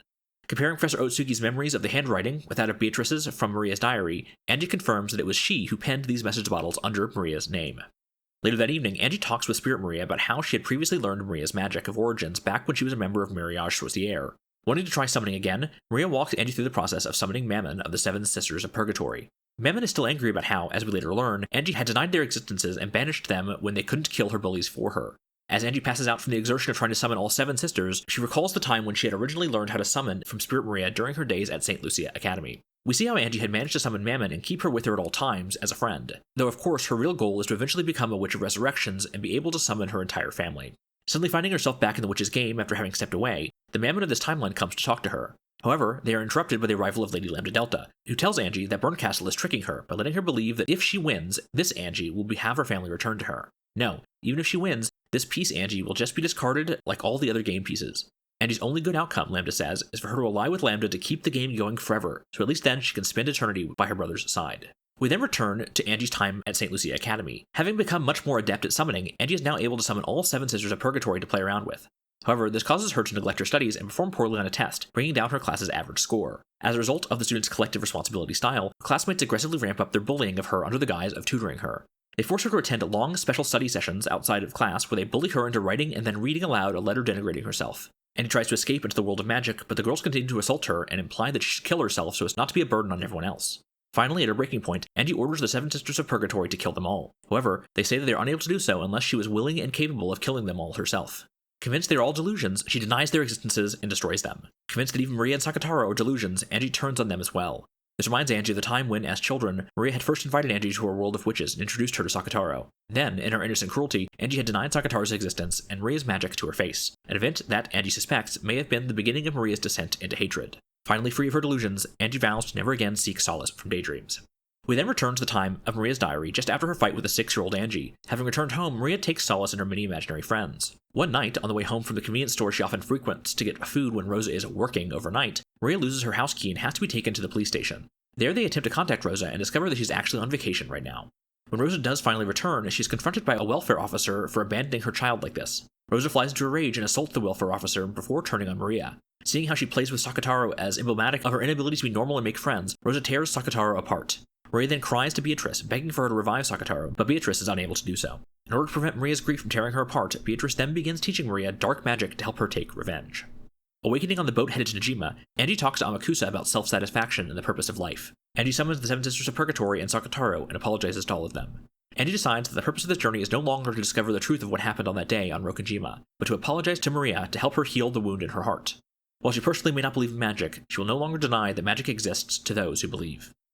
Finally back on the game board, at 10 p.m. on the first day, the cousins are sent back to the guest house so the adults can start the family conference proper. The adult siblings, besides Kraus, discuss their plans for if Kenzo does or does not appear. Apparently, though, according to Rosa, Maria claims to have received an umbrella directly from Kenzo himself. Eventually, though, Kenzo does arrive. He berates his children and says that he will not be giving the headship to any of them. Dr. Nanja manages to convince Kenzo to consider his grandchildren, and the adult siblings all agree to have them tested by Kenzo to see if any of them are worthy instead. Having gathered everyone but the grandchildren here in the dining room, Kenzo announces that he will be beginning his ritual to revive Beatrice, and summons the Chester sisters, now including a third one, to kill the first 6 sacrifices. Eva, Rudolph, Rosa, Natsuhi, Hideyoshi, and Genji are all killed. Kenzo also summons Ronove, Virgilia, and a new demon, Gap. Gap is able to create pitfalls under people that can be used to teleport them anywhere instantly. She uses them to capture the survivors, but Goda and Kumasawa manage to escape and return to the guest house to inform the children of what has happened. In the metaworld, Battler complains about Beatrice's brutality, but Angie convinces him that these killings with half their faces destroyed are ideal, because they both confirm death and the corpse's identity. Gap is now also there. Rosa suddenly awakens in a place similar to the metaworld, where Sakataro tries to help her escape from being found by Maria. Interacting with Sakataro somehow hurts Rosa, and when he claims that she is his mother, she denies him, and he turns back into torn cloth. We are suddenly thrust back into the moment just after Rosa had torn Sakataro in half, and we can see how Rosa's own abusive childhood created this broken person who now vents her anger by hitting Maria repeatedly in the head. However, suddenly back in the meta-world-like space, she finds that her hands have turned to porcelain and shattered. Maria appears in her witch outfit along with Beatrice, and the two of them kill and revive Rosa over and over again while she continues to spit her vile hatred of Maria. Eventually, so disillusioned with the value of her mother's life, Maria begins to enjoy the brutality and forgives Rosa as the concerns of the human world are now beneath her. Returning to the game board, we see Maria, upset with Battler for waking her, suddenly go back into her witch persona and give her a creepy hee laugh, each he an imagined brutal killing of Battler in Maria's inner world. Kyrie, Kraus, Dr. Nanjo, Shannon, and Cannon all find themselves picking themselves up off the floor of a prison cell. Confirming that only 10 minutes have passed since they were attacked in the dining room, there is no way they could have been moved to this strange location so quickly. Finding a phone in the cell, they're surprisingly able to use it to contact the guest house and confirm the safety of both parties. Shannon and Cannon talk to each other about how strange it is that Beatrice hasn't made an appearance in this game, and that the two of them have managed to survive the first Twilight. Shannon talks about how she has visited the Golden Land once, and how it was a land of zero. All burdens removed, but only the happiness you yourself brought to it. Kinzo and his retinue then arrive and order Kraus to call the children in the guest house again, so that he can issue them his test. Back in the 12-year future timeline, Angie is visiting Dr. Nanjo's son, who inherited his practice when he retired. Angie convinces him to talk to her, and he reveals that after the incident he had received a mysterious letter in the mail that seemed to have been designed to be sent to him using return to sender as a time delay mechanism. We also learn from this conversation that Dr. Nanjo's body was never found. Inside the envelope was the information and credentials needed to access a very exclusive private bank vault, and the key to one of several safe deposit boxes contained within. The pin used to access them being 07151129, the same number that had been written on the door of the parlor in episode 3 where George was found dead next to Shannon's corpse, the same number that the tip screen refers to as the key to a miniature golden land. Inside that safe deposit box was a briefcase containing 100 million yen. Angie checks the handwriting on the note against Maria's diary and once again confirms it to be that of Beatrice. Speaking to Kumasawa's son next, Angie learns that he too had received a similar letter and prompts her to remember also getting one herself all those years ago. It would seem that Beatrice had intended to send money to all surviving family members of those who died that day. Angie wondered why Beatrice would have used such a haphazard way of delivering those letters, but Sakataro confirms that Beatrice loved such convoluted, random, prank-like methods of doing things. Examining some of Kumasawa's belongings, Angie finds some of Kumasawa's notes attempting to solve the epitaph. Among them she finds a picture of the inscription in English above the chapel's door, which reads, "This door will only open with a probability of a quadrillion to 1. You will only be blessed with a probability of quadrillion to 1. Apparently, despite having read up on the witch hunter's most popular theories of the epitaph solution, Angie had never seen nor heard any mention of this location Kumasawa seemed to think related to the epitaph. Finally, Angie goes to visit Captain Kuwabata, the retired boat captain that had ferried her family to Rokkenjiima that day. He agrees to take her to Rokkenjiima the next day so that she might find closure, but he makes her promise that she isn't going to that island to die. Then, in the bedding store that makes up the bottom floor of Captain Kuwabata's home, Angie finds a pile of Sakataro stuffed animals and breaks down in tears that fate has given her this opportunity. She now finally understands Maria, Beatrice, and the true essence of magic. Back in the game board, Kraus relays Kinzo's orders to the grandchildren to lock Goten and Kumasawa up in the garden shed. With the key sealed up with them, they are likely the safest people on this island. Jessica and George are then sent out to take their tests. Jessica's in her room, and George's outside in the gazebo. Jessica's test is to be proctored by Ronove, and George's by Gap. Each of them are given a letter, which reads, among the 3 mentioned below, in order to gain 2, sacrifice 1. 1, your life. 2, your most beloved's life. 3, everyone else's life. If you do not choose 1, all of the above will be lost. Kinzo, watching from a crystal ball in the study, says that there is no correct answer. What is being tested is their ability to choose without hesitation and unshakable will as he did all those years ago. Jessica chooses to sacrifice herself, and asks Ronove to tell Cannon that he should live his life to the fullest as his true self. George chooses to sacrifice everyone else, but since he gets to choose the order, he'll be killing Gap first. Jessica likewise attacks Ronove, saying that her previous answer was her choice as a maiden, but her choice as the future head of the family is that she will fight to protect everyone. Both pairs then begin a long, hype anime battle, where both George and Jessica eventually manifest magical powers to aid them in their fight against the demons. In the jail cell beneath Kuidorian, Virgilia, who had been serving as their jailer and allowing them to watch George and Jessica's test with a magic mirror, is pulled away by the Chester sisters who fled from Kinzo after being bullied by him. She leaves goats to watch the prisoners, but they are eventually snatched up by Gap to be used in her very cool and very real fight against George. Shannon and Cannon, emboldened by the love and courage expressed by their partners, decides to continue their fight and use their magic powers to break Kyrie, Kraus, and Dr. Nanjo out of the prison and protect them from the Chester sisters. Everyone managed to escape down a long tunnel, but eventually cut off by Virgilia and a single goat. We then get one of the strangest scenes in Umineko, where, through a combination of insane power level calculations and a large number of loser flags tripped by Virgilia and the goat, Kraus is able to defeat them. George and Jessica's fights reach their climaxes, but right as the two of them seem poised to win, Gap swaps her position with Jessica, causing George and Jessica to kill each other. The two corpses and fight locations are cleaned up using magic, and Ronove revives Jessica just long enough to have her call Battler on the phone and tell him about what happened. Kraus and the others manage to escape out of the tunnel from a well behind the mansion, but are then brutally gunned down by the Chester sisters, who have finally recovered. Cannon's body falls down the well shaft, Shannon and Dr. Nanjo's bodies are left by the well, and Kraus manages to get to the back door before he dies. Curie manages to lock herself inside a guest room and call Battler to tell him what happened and to believe in magic, before she too is eventually killed with the Chester's golden thread through a non-existent keyhole. Battler and Maria are then called up by a drunk Beatrice herself and told where to go for their tests. On the way to his test at the entrance to the mansion, Battler stops and finds Goda, Kumasawa, and George all dead. Battler then confronts Beatrice in person in front of the mansion. She attempts to give him the same test as the others, but since Battler doesn't have a romantic partner at the moment, it won't work. Instead, Beatrice grows serious and questions Battler about the time when he abandoned the Yoshimiya family name for 6 years. Beatrice's test for Battler is for him to remember, confess, and repent for his sin. However, neither Peace Battler nor Meta Battler has any idea what this sin is, even though, according to the Red Truth, it is one of the causes of his family's deaths. When it becomes apparent that Battler won't remember, Beatrice, giving up and unable to continue this game, has another Beatrice take her place. This other Beatrice then coldly leaves Battler and returns to Kenzo's study, where she burns Kenzo alive in her annoyance. Beatrice then calls to Meta Battler and tells him that she will be abandoning this game and trapping him there forever, unable to get answers or save his family. When Angie and Lambdadelta try to intervene, Beatrice abuses the fact that Yoshimiya Asumu is not Battler's birth mother to shake Battler's sense of self, causing him to vanish. With Battler gone, Beatrice leaves the game, and soon after, so too do Bernkastel and Lambdadelta. Beatrice retreats to her golden land, where she cries and is confronted by her only companion, Maria. We then return to the 12-year future Angie timeline, where she and Amakusa are arriving at Rokkenjiima with Captain Kuwabata. Captain Kuwabata confirms that he used to make supply deliveries to the secret mansion of Kuwadorian. For 20 years, he delivered goods consistent with the idea that a woman lived there, and then suddenly, 30 years ago, 1968, all deliveries were stopped. It would seem that the woman staying there had died. Arriving at the normal port, though, Angie leaves Amakusa on the ship and treks along the overgrown path until she reaches the point of no return. There she takes out Maria's grimoire and attempts to summon Maria so that she can apologize to her. However, she's interrupted by Kasumi and her goons, who begin beating her.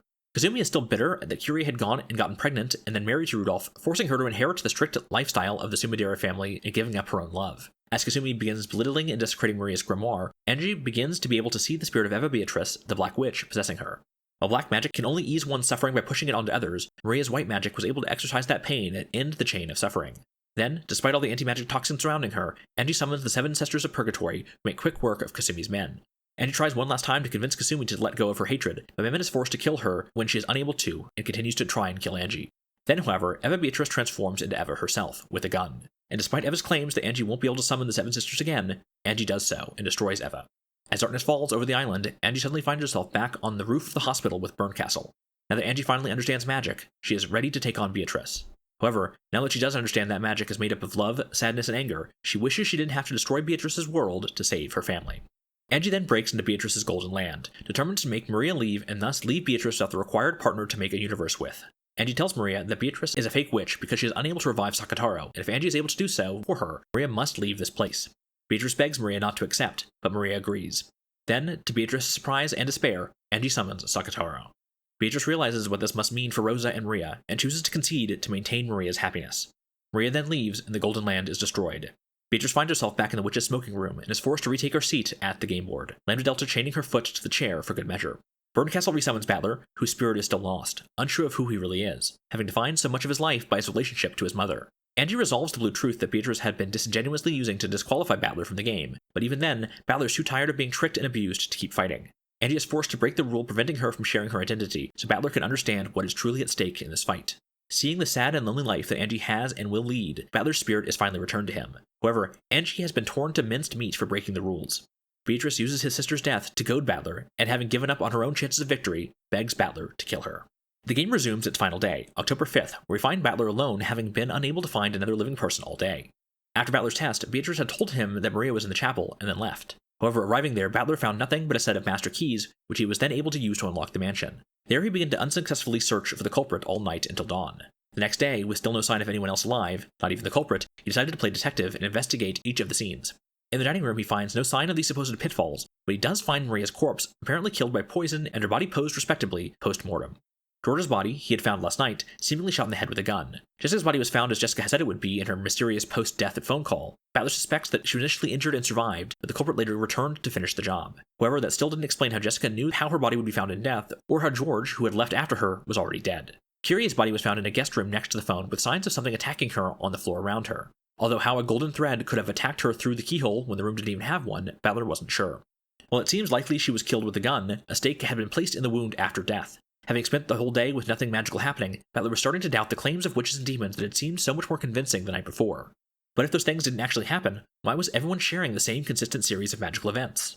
Krause's body was found by the back door, likewise pierced by a stake after his death. Following the path the Curie described, Battler even finds the well they had escaped from, Shannon and Dr. Nandra's corpse lying outside. However, for some reason, their stakes were left lying on the ground next to their bodies. Cannon's body should be somewhere at the bottom of the well, but Battler is unable to verify that fact because of the immovable metal grate covering it. Looking for tools, Battler then heads back to the garden shed before having to head to the boiler room and search for a tool needed to break into that closed room as well. There he finds Kenzo's corpse and a hatchet that he then uses to enter the garden shed. In the shed, he finds Goten and Kumasawa had been held up by ropes around their necks, and they had actually been killed by a gunshot to the head. With the key labeled garden shed found in Gota's pocket, this is the only actual closed room murder of this game. Battler's finally able to try and break open the well cover, however despite his best efforts, he is unable to do so. Beatrice does at least let Meta Battler know in red that Cannon is in fact dead. As the clock strikes midnight, Battler looks up at Beatrice's portrait, demanding that the witch show herself. In the meta world, Beatrice and Battler's final battle begins. I'm not going to cover all of those red and blue truths again. If you want a recap of that, just watch the 4.7 episode. Suffice it to say, the Battler gives passable theories for all the games so far, largely relying on his theory that Kenzo was already dead, and thus an unknown 18th person X was able to take his place as one of the no more than 18 humans on this Rokkenjiima. However, when it becomes apparent that Beatrice is just giving up and handing him the win, Battler demands that she face her end with the appropriate majesty as the ruler of Rokkenjiima. He would not allow her to get away without him destroying all of her illusions and fully understanding her. Beatrice, showing us just the rawest of her emotions, agrees. Using the red, she finally confirms that Kenzo has been dead at the start of all games, and that there are really no more than 17 humans. The battle then resumes from the beginning, with Battler throwing out wilder and more incomprehensible theories to get around the new red truths that Beatrice throws at him. While many of his theories, such as the small bombs, are clearly ridiculous, some things he comes up with do seem to badly injure her. Once he has answered all of Beatrice's presented mysteries, Beatrice tells him that she will now present her heart so that he can finally kill her. While initially she raises both of her arms to present her final secrets, only one actually manages to manifest. A spectral version of Beatrice tells Battler that even though he is alone on this island, she will now kill him. With our final haunting question of, who am I?, Battler's piece leaves the game board, and episode 4, Alliance to the Golden Witch, ends. In the credits, we see that Battler died in the 10th Twilight, and Angie died in the year 1998. In the final question mark segment of the question arcs, Bernkastel and Lambdadelta discuss the ending of the 4th game. Bernkastel seemed to think that Battler's theories were mostly correct, but Lambdadelta quickly shreds every one of Battler's blue truths for the first 2 games, with new reds of her own. Lambda claims that Beatrice still had plenty of tricks left, but even so, neither of the 2 witches are betting on her victory in this game. Beato certainly cannot win, and there will be absolutely no miracles. Alright, so since we didn't get to them last time, we're also going to cover a few of the side stories Ryukishi 07 released around this time. Now, most of the side stories, in my opinion, are fluff that's not really worth reading, but there are a few that the community generally recommends people read. The first one that we're going to take a look at is Anti-Mystery versus Anti-Fantasy. Actually, this is one that I originally did not have on my list, and it was recommended by @Cotter003 recommended we take a look at this one, and I agree. It slipped my mind. It's a really interesting one, especially as we're going into episode 5. It's a kind of a critical read for that reason. So, let's get into it. Anti-Mystery versus Anti-Fantasy is a sort of author's aside, where Ryukishi 07 talks a bit about the literary genre of Umineko. He begins by defining the terms anti-mystery and anti-fantasy. Anti-fantasy is pretty straightforward. It's just the denial that any supernatural events take place in the story. Everything can only be revealed through the method of deduction. However, anti-mystery is a bit more complicated. In traditional mystery novels, there's an agreement between the author and the reader that the mystery is guaranteed to be solvable when the clues presented in the story. After all, the mystery is meant to be a puzzle for the reader to solve. However, even these solvable mysteries fall prey to a problem Ryukishi 07 dubs the Later Queen problem. Later Queen is a reference to issues that many Japanese mystery fans had with some of the later works of Ellery Queen, that they felt strayed from the purity of the traditional mystery format. Used here, the Later Queen problem refers to a fundamental problem with traditional mystery stories where there is no in-universe reason to be sure the detective has found all the necessary clues to correctly solve the crime. After all, there is no way for a mere mortal to satisfy the devil's proof that there isn't a piece of evidence the detective didn't find that would completely overturn the current solution. This issue is especially exemplified by the fact that even the author themselves can overturn their own solutions to a mystery by adding additional information later on. Why bother trying to solve anything when it might not even be possible to construct a perfect solution, and even if you do, it can be overturned in the future? So, question. Mm-hmm. Is this similar to how, like, in later Sherlock Holmes stories, Arthur Conan Doyle kind of got a little bit lazy and it was like, Sherlock Holmes found another clue that I didn't tell you about? That's what I was thinking. Yeah. I think it's very similar.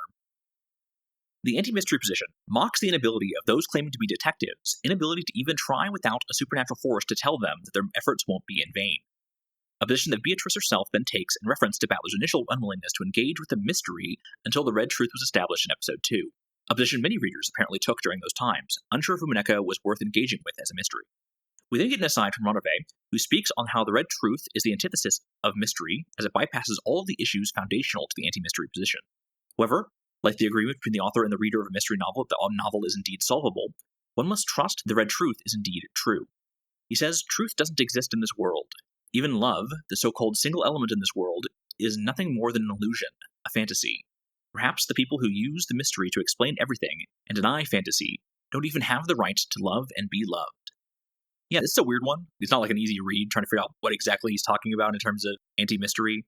A lot of it just seems to be a kind of a complaint about people who will only engage with things of their traditional mystery and their unwillingness to view anything but the most traditional mystery as being worth engaging with, kind of to a degree. There's a lot of people who they just don't want to put in the effort. I guess, I understand that notion because when you're being confronted by things, it's exactly what you said when you were talking about your favorite arcs, when you were talking about episode 2 specifically, where you're seeing all of this magic shit happen. You're like, I don't really understand how I'm supposed to put a mystery spin on this because I'm so entrenched in this quote unquote magic, this fantasy that's happening, that it really, that's why I think the Red Truth is so interesting, because it gives you a baseline. You cannot have a dichotomy without some kind of dividing line in between what makes this mystery versus what makes this fantasy. And I think that's what the Red Truth kind of provides. So yeah, cool. Bernkastel's letter is a letter that Bernkastel is writing to a witch colleague of hers that seems to be on a higher level than even Lambdadelta. According to Bernkastel, witches of those higher levels are constantly in danger of being killed by the disease of boredom, and thus is writing her friend so as to involve them in the game Lambdadelta has pulled her into. Through the games that she has spectated so far, Bernkastel has uncovered 3 rules of Beatrice's game, which he dubs X, Y, and Z. Rule X she surmises as being the core of Beatrice's identity. Rule Y is the source of Beatrice's magic, a system that she created herself that Bernkastel says approaches the level of the great witch she is writing to. And finally, Rule Z, a catch-all rule for everything that falls beyond the other 2 rules. According to Lambdadelta, something within Rule Z has a lethally bad affinity with Bernkastel. Bernkastel surmises that it's something akin to Mercury. Fluid one expects it to be solid, an indefinite, ever-shifting maze that her ability to create a map by following every possible branch would never solve. Unless she can unravel this Rule Z, Beatrice will remain an actual real witch. And then we get a couple of poems, one from Ronove, which reads, "Love is an illusion, a misunderstanding. Mutual love is a mutual misunderstanding of being mutually loved. An engagement is a vow to never wake up from that misunderstanding." And then another signed Frederica Bernkastel reads, "Many things were found in your room. From that evidence, it is possible to infer that you love me. Many things were found in my room. From that evidence, it is possible to infer that I love you. Nothing was found in her room. However, the possible existence of undiscovered evidence X of unfaithfulness cannot be denied." Which is an insane thing to say. Jesus, what the fuck? I read this twice and was still confused as all get out. You're supposed to be, I think. No idea. It's ridiculous. Who is she talking about? The poems at the end made me think, is she talking about Ronove? Does Ronove have this magic chemical X? Powerpuff Girls, I guess. But I don't know. I mean, it's confused me. So I think it's between the speaker and their partner, right? So it's saying, I can find evidence that I love you. I can find evidence you love me. But it's bringing up the devil's proof. It's impossible to prove that you're not cheating. It's just impossible to prove that negative. Yeah, that's what I was thinking. Yeah. But it's couched in the exact terminology that we built over the course of all of Umineko. So it's very jarring to be yes, evidence X. I appreciate the rules that she laid out, though, because I love thinking of things in terms of A, B, C. Or in this case X, Y, Z. It's just so good to my brain. And then you get these poems and you're like, but why poetry? Why? Why not poetry? I liked the poetry. Those were the bits I understood. Give me rules and red truths. Hayley.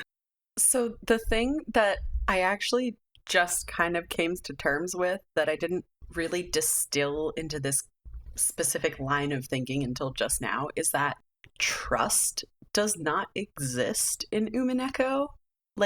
No one really trusts each other. Because based on what you just said, it's like, I can have evidence that I love you, and there's evidence that you love me, but I still can't prove that you're not cheating. Like, that is just the absence of trust. Yeah. Yeah. Does anybody trust anybody? Like, even across the Shiramias, like, I just don't know if they do. Yeah. And also, like, trust is just a version of faith. Yeah. Yeah, it is. Yeah. You're not wrong. Oh, here we go again. Which has come up here before. Themes. Anyway, sorry. Just something that just struck me out of the blue that I felt like I needed to comment on. I like it. It was very good. Yeah, that's why we do these. So, next up, we have The Witch's Tanabata Isn't Sweet, which is about Maria making a wish for the Tanabata Festival. Maria wishes that her mother would come home every day, and Beatrice appears to tell her that such a wish would likely not achieve the outcome that she truly desires. After all, as the CEO of her struggling small fashion company, this would likely mean that Rosa loses her job and would be miserable the entire time that she was home with Maria. Instead, Beatrice has Maria describe the happy sequence of events, from her mother arriving home early to eating dinner, watching TV, having a bath together, getting kissed goodnight, and helping her mother wake up the next day refreshed, all leading to happy days that would continue on forever. However, just then, Maria's alarm goes off, and she wakes up to realize that her meeting with Beatrice and those visions of happiness were all a dream. No, she decides that it was just Beatrice's endless magic making her simple, unambitious wish and expanding it into a world that she can create for herself. After all, the only way to make magic into reality is to believe. And so Maria sets out to make that happy life a reality, and thanks Beatrice for making her Tanabata wish come true. The end. We then find ourselves in the Witch's Realm, where Lambdadelta and Bernkastel have just finished viewing Maria's story. Bernkastel scoffs that Beatrice didn't even do anything. Any happiness Maria received was due to her own efforts.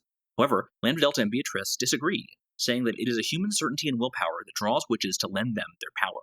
Lady Lambdadelta, the Witch of Certainty, is constantly wished upon for things like fortune and success. However, only those who work hard and never give up are bestowed her gift of the guarantee that their efforts will not go to waste. While she doesn't guarantee when or how much effort is needed to be put in, as long as one maintains certain determination, Lambdadelta will grant you a certain success, no matter what the goal, even for a child who wishes to become a god. Conversations then moved on to Bernkastel, the Witch of Miracles, who never grants any wishes, ever.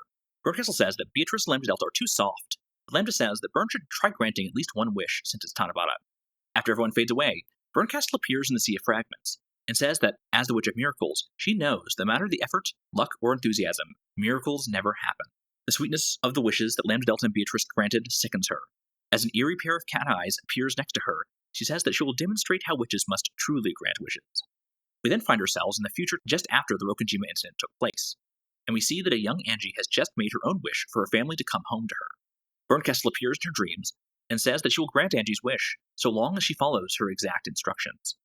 Just the other day, Eva had sat Angie down for a talk and asked the two of them to do their best to accept one another, that she would see Angie as a daughter, and that Angie could rely on her as a mother. However, Bernkastel tells Angie that if she ever wants her mother to return to her, she must never let Kyrie's place in her heart be replaced. Eva had also said that the two of them would need to help each other so they can learn to smile once more, just how their lost loved ones would want. However, Bernkastel tells Angie that for the miracle to occur, Angie's sorrow must remain ever strong enough to lift her wish to the heavens. Until the day comes, she must not smile even once, or they will never return to her. Bernkastel then goes on to warn Angie that Eva's a demon, will try to crush her resolve with honeyed words, and Angie vows not to listen to them. And so, the next morning, Angie rejects Eva, and says those cruel words that doom their relationship and forever steal both of their smiles. Aren't these ill-natured stories much more fitting for a witch's Tanabata? I have so much fucking beef with Bernkastel. Before Becca gets into it, I didn't highlight this in my favorites and least favorites, but I've gone back and opened up our message bottle episodes from previous ones to see who I had listed. Because I'm pretty sure Bernkastel was in my top 3 for both episode 2 and 3. And she was. And she is nowhere to be seen anymore. And it is because of this. She really shows her true colors here. And I think that's neat. I also think it's neat on that level that she's being honest about who she is. Y'all saw my face as I was reading this. Like, okay, not to pull the curtain back too far on this podcast recording, but like, let's just say Hayley and I are often reading up until the last minute. And, well, maybe me more so than Hayley lately. We're the same. But like, right before we recorded our last episode, I was literally finishing The Witch's Tanabata Isn't So Sweet. And everybody saw my physical reaction when this Bernkastel subterfuge was revealed, and I was so horrified and angry. It was very good. To think that Angie could have had a better life if Bernkastel hadn't shown up and just basically fucked with her for fun. Like, are you kidding me? Are you kidding me right now? Like, she was just like, okay, I'm going to show you guys how witches really should be granted, and I'm going to turn this child's life into a waking nightmare. It speaks to your professionalism, Becca, that you managed to not let your emotions derail our last episode's recording for episode 4. Becca is a professional.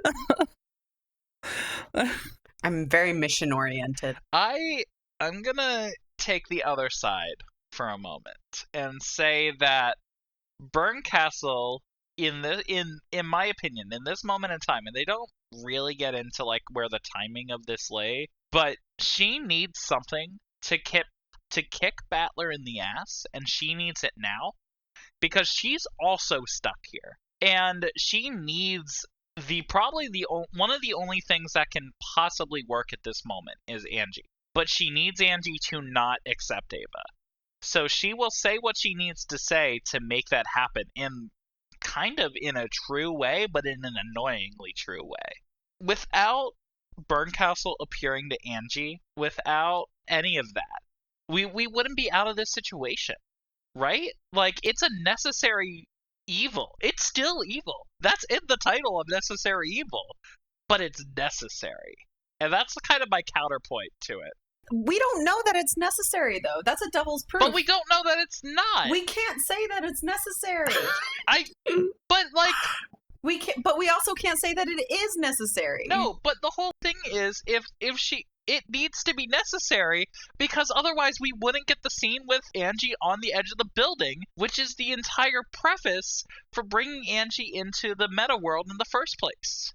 Right, but without Bernkastel's interference, we don't get that fragment at all. Yeah, and they need that fragment. And maybe there's a different fragment. No, they don't. Yes, they do. There's infinity fragments, Ben! They needed this specific one.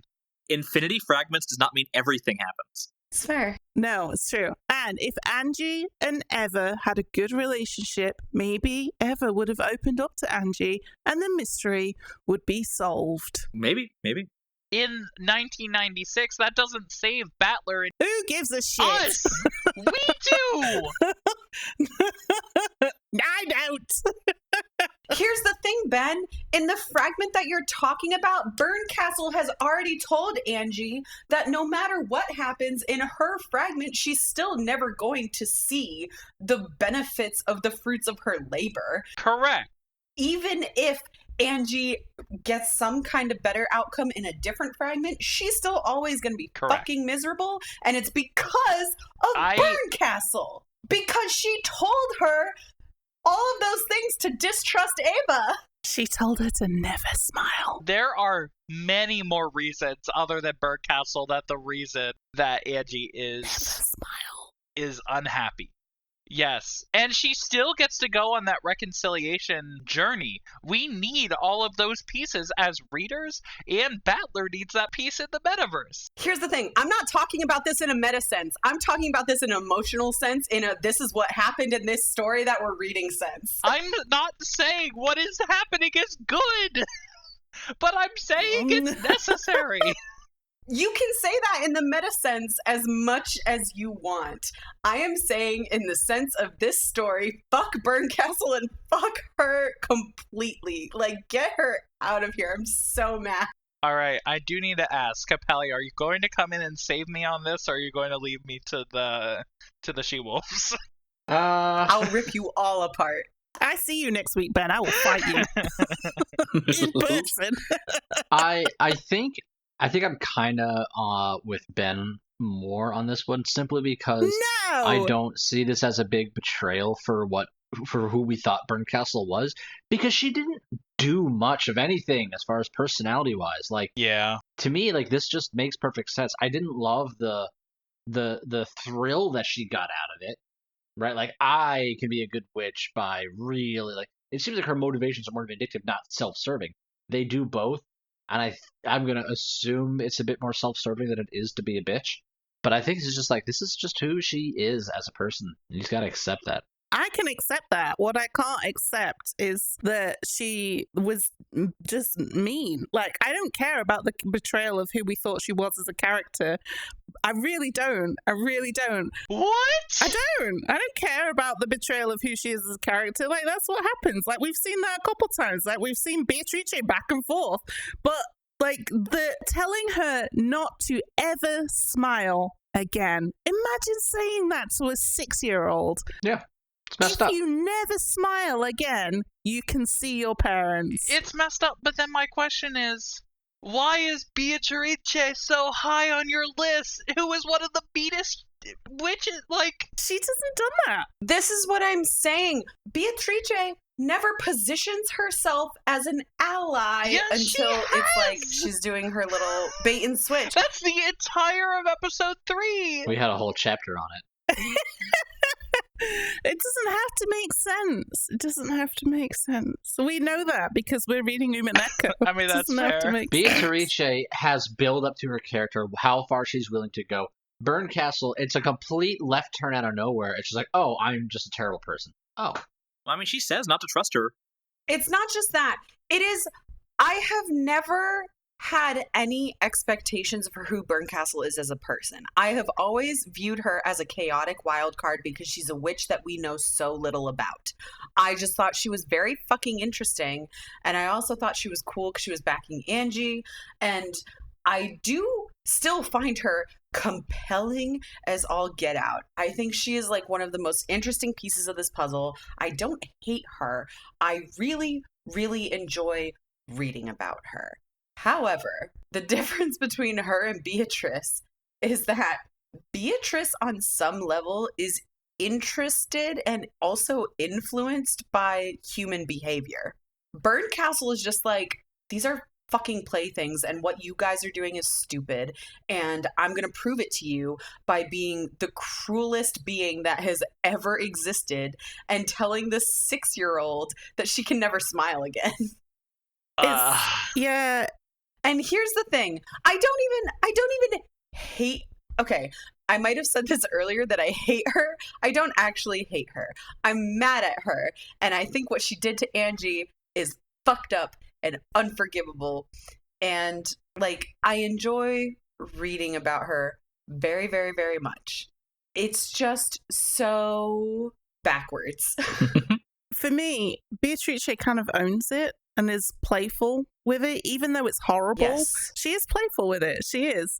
Like, this was just dark and spiteful. Yes, spiteful. And I don't think Beatrice is inherently spiteful. Oh, hard disagree. That's fine. To me, the difference is that Beatrice sets herself up as the villain. Yeah. And then weaves this little trick, whereas Bernkastel sets herself up as this ally from the start. And then we have this turn where it's like, oh, actually, and then add on to it that it's not even a part of the story we were going to get if we didn't know to go look for these side stories on YouTube anyway.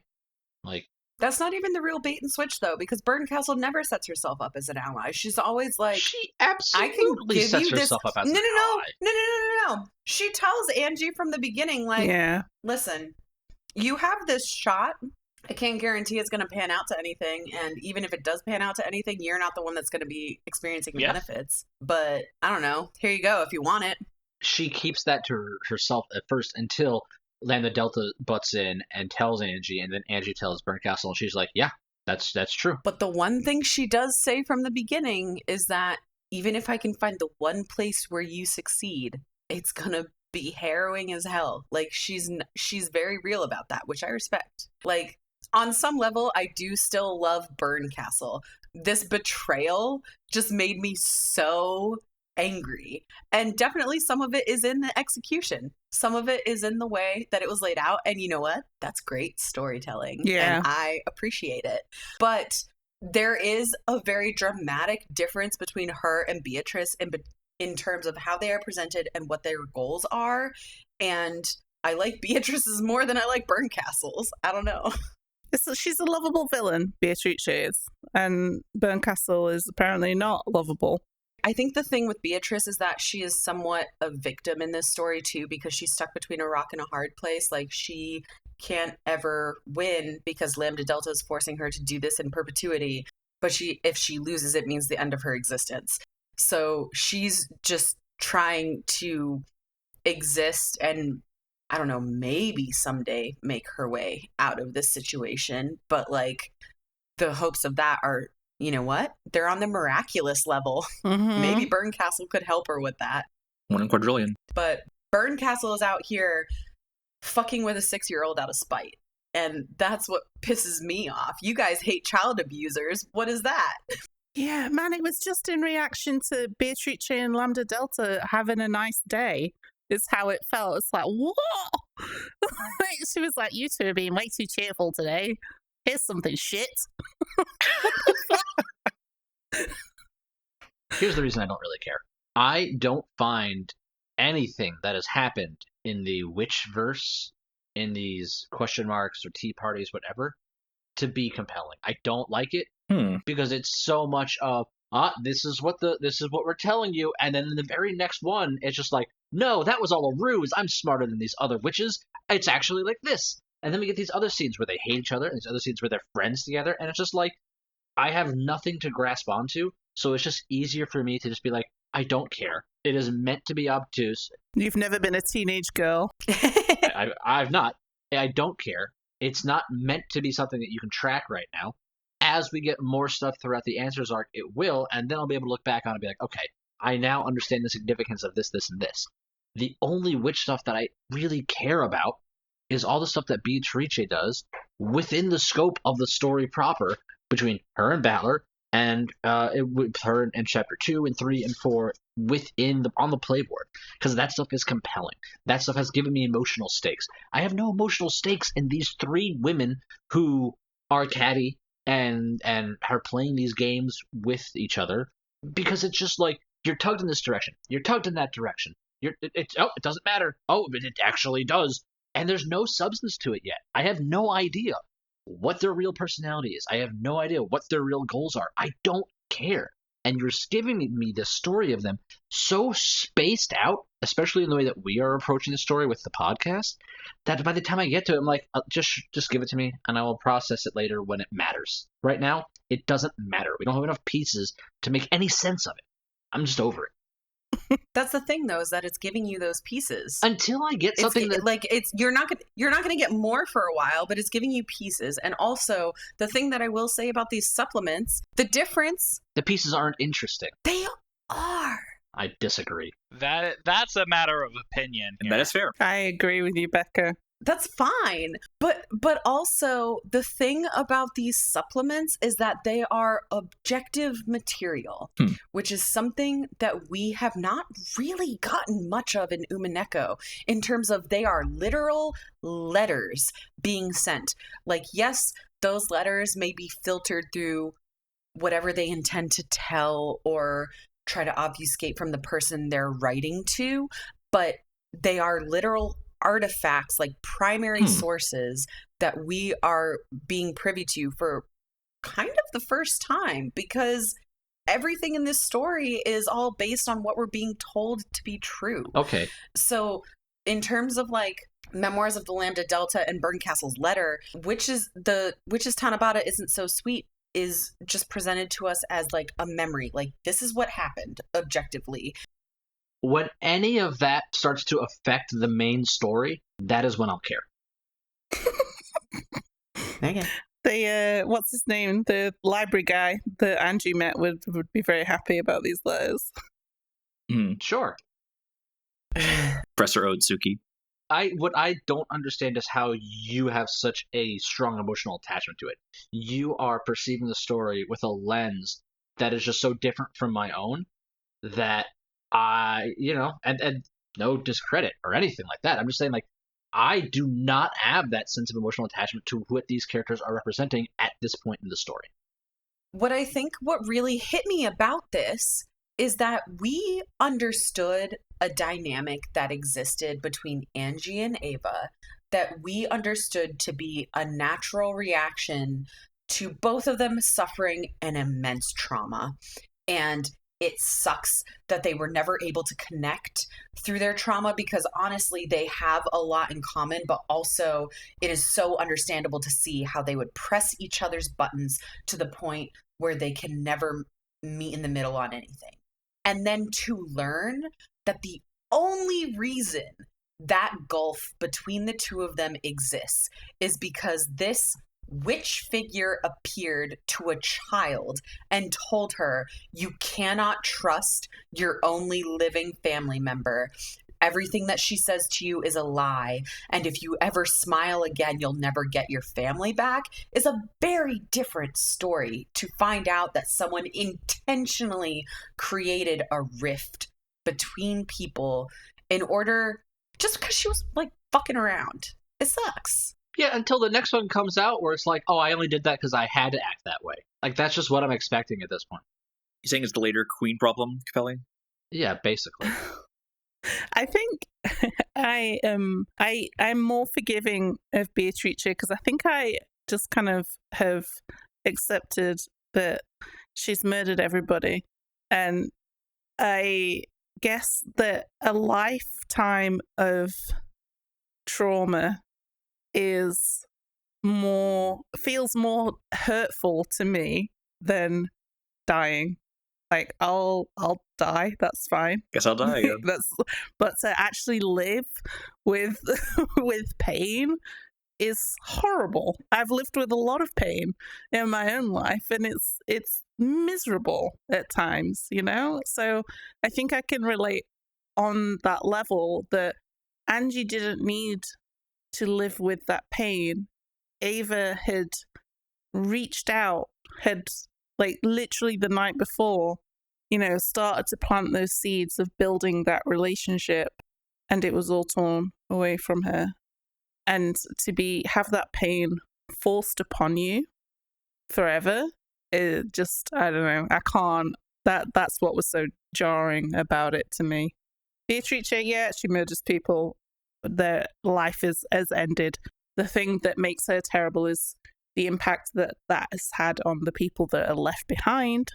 But to actively, deliberately hurt somebody's living existence feels worse to me. Hayley's a lot more articulate than I am, but I agree with everything you just said. Well, we're on our way to that 5-hour episode, so we're going to have to move on, I think. I'll also say, Bernkastel, as a character that is kind of imported from Higurashi, there's a lot of interesting, like, subtext to, like, the way that she is in this game based on if you've read Higurashi or not, so. I'm not even going to respond to that. I'm just telling you, this is a fact. Again, to reiterate, I think she's fascinating. I'm so excited to read more about her because, like, why the fuck did she do all of this? But I'm extremely mad at her right now. I'm so mad at her. All right. Anyway. In Memoirs of the Lambdadelta, we see Lambdadelta thinking back on the many wishes asked of her over the years. She scoffs at the typical wishes she receives: infinite wishes, money, love, happiness, to be free of loss. But all of them bore and disappoint her. However, one day, she meets a girl with potential. Her wish was that all her efforts would certainly not be in vain. The path to her goal is complicated and beset by infinitely many difficulties, but she will forge her path with certainty and reach it. She will become a god. Lambdadelta granted this girl's wish. Her determination would create a certain fate. However, were she to lose that determination, so too would she lose that certainty. Lambda rejoices that someone might soon be joining her in the world of witches. But unfortunately, this girl was too careful and would perhaps never reach those deep depths. However, she did at least, in the process of her journey, create a new witch and send her to Lambda. Sometime later, after long seeking someone with the wish that would surpass that of the girl, Lambdadelta comes across a child. Please, turn me into a witch, they ask. Finally, the wish that Lambdadelta had most wanted to hear. But still, she questioned the child to see if they were worthy, asking if their goal was simply to fly through the sky on a broom or summon sweets. However, the child replies that all such things are possible because they are already a witch. In the child's eyes, Lambdadelta could see the same strength of predestination that had filled that girl's as well. However, whereas that girl had stated that she was moving towards her goal, this child boldly proclaimed to have already reached it. The child says, while they are already a higher being than any human, to know that they have reached the level of a witch, they need to be acknowledged and recognized as such by another witch. Lambdadelta asks them what they will do if she were to refuse, if they are truly a witch as they claim, and the child says they will force Lambdadelta to acknowledge them, as the power of their magical compendium could not be denied, even by her.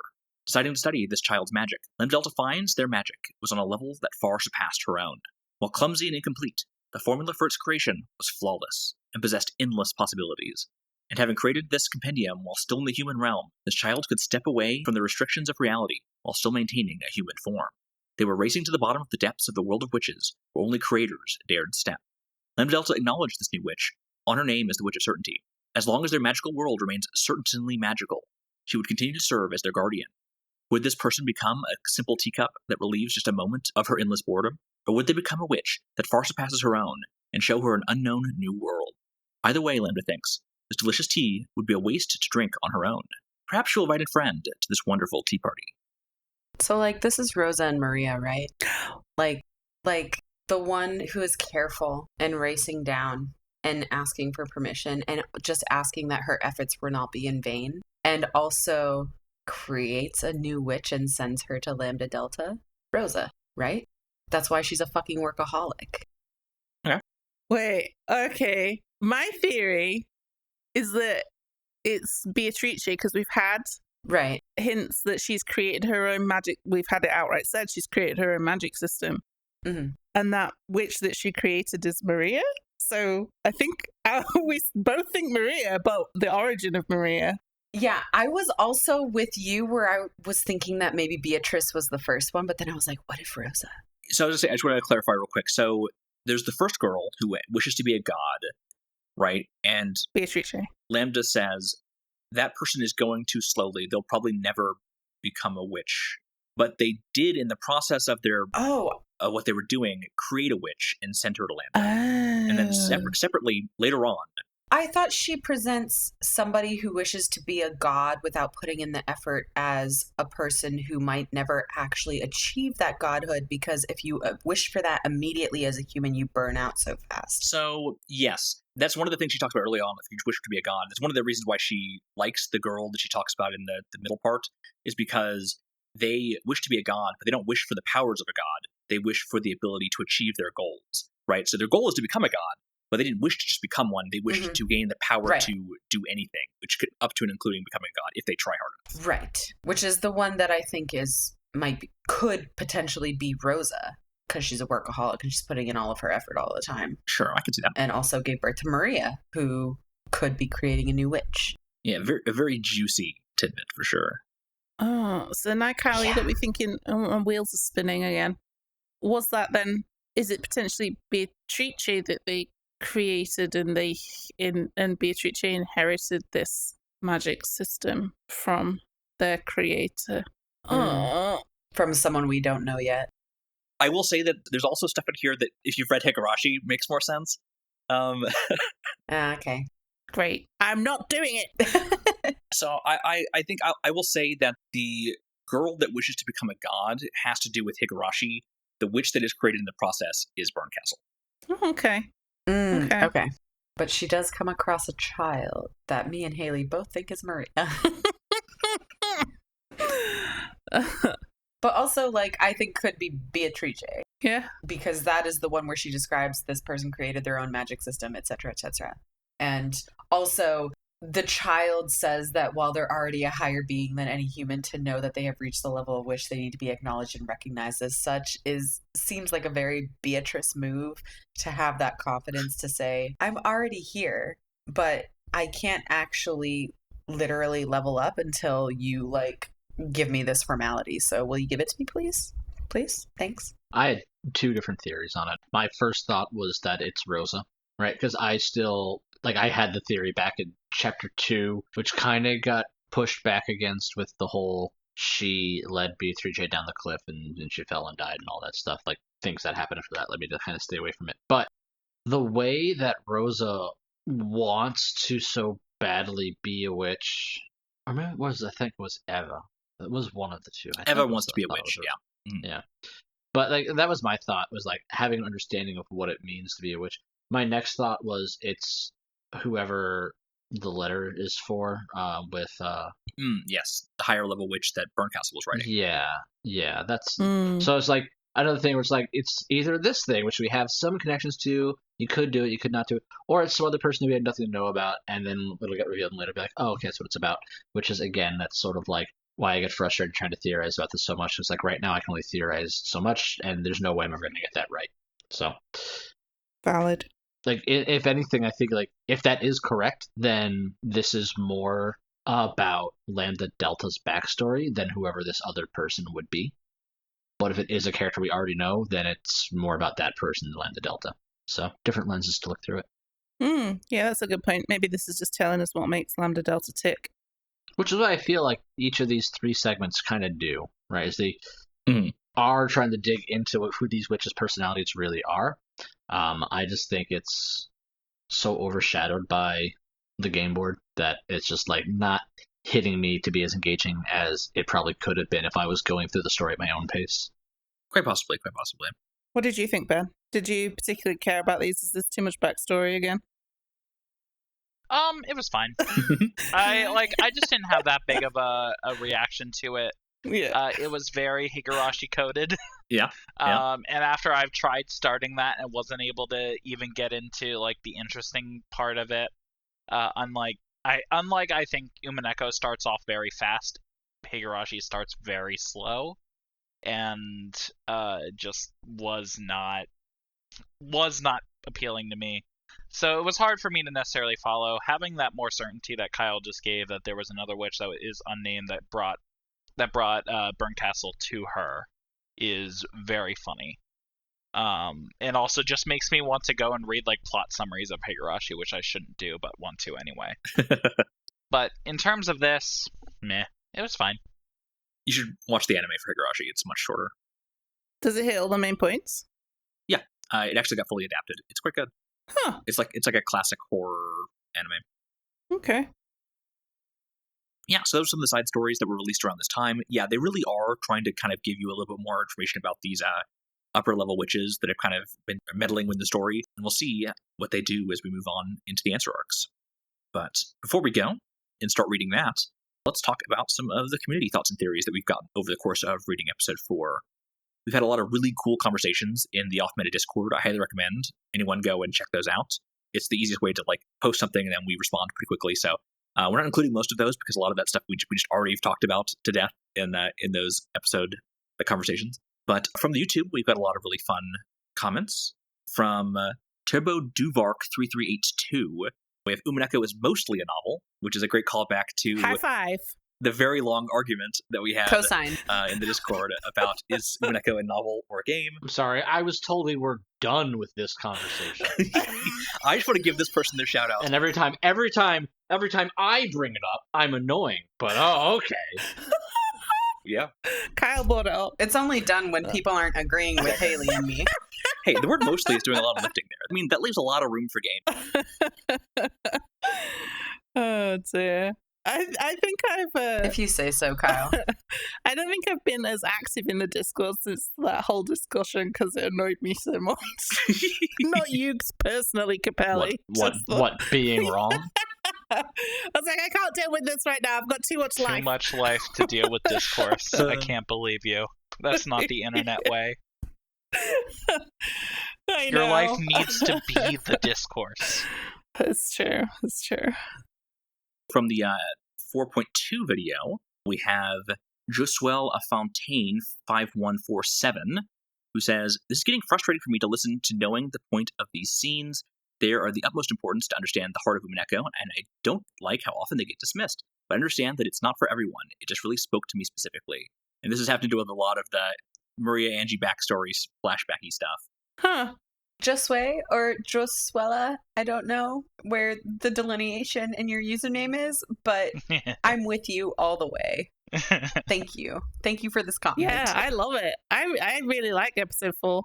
Maybe if they were so important, they should have presented it in a more interesting way. I mean, I don't disagree with you, Capelli. That's during a lot of the Angie boarding school stuff that everybody on this podcast hated because I don't think you were here, Hayley.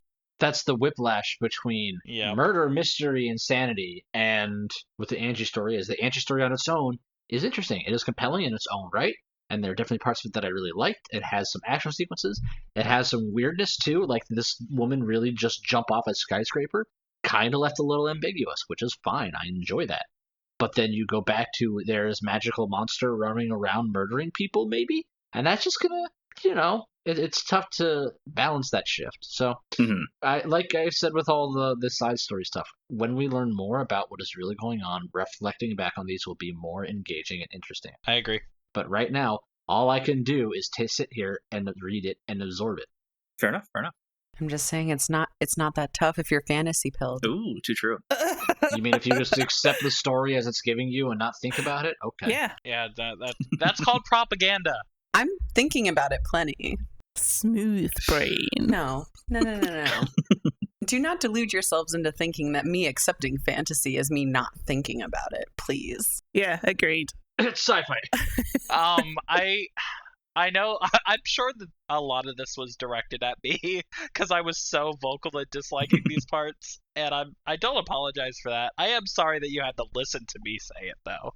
It just until I know the importance, it's not important right now. Just because it's all backstory, and I don't like things that jump back in time a lot of times. So, yeah. And my fatal flaw is that I'm obsessed with character work. So I love all that shit. So Fair enough. I don't think that's a flaw in the slightest. I think character work is where fiction really has a chance to shine. Like, you can give me the best mystery, the best themes, but when you put good character work behind it, any story shines through. Agreed. Mm-hmm. Yeah, it's one of the best parts of Umineko is its characters. It's just a rough edit. I think this needed some like another pass. I think just episode 4 is just, it's so hard to get all the stuff that it wants to cram into it yes, without just having massive tone problems, massive pacing problems. A lot of people bounce off episode 4. It happens.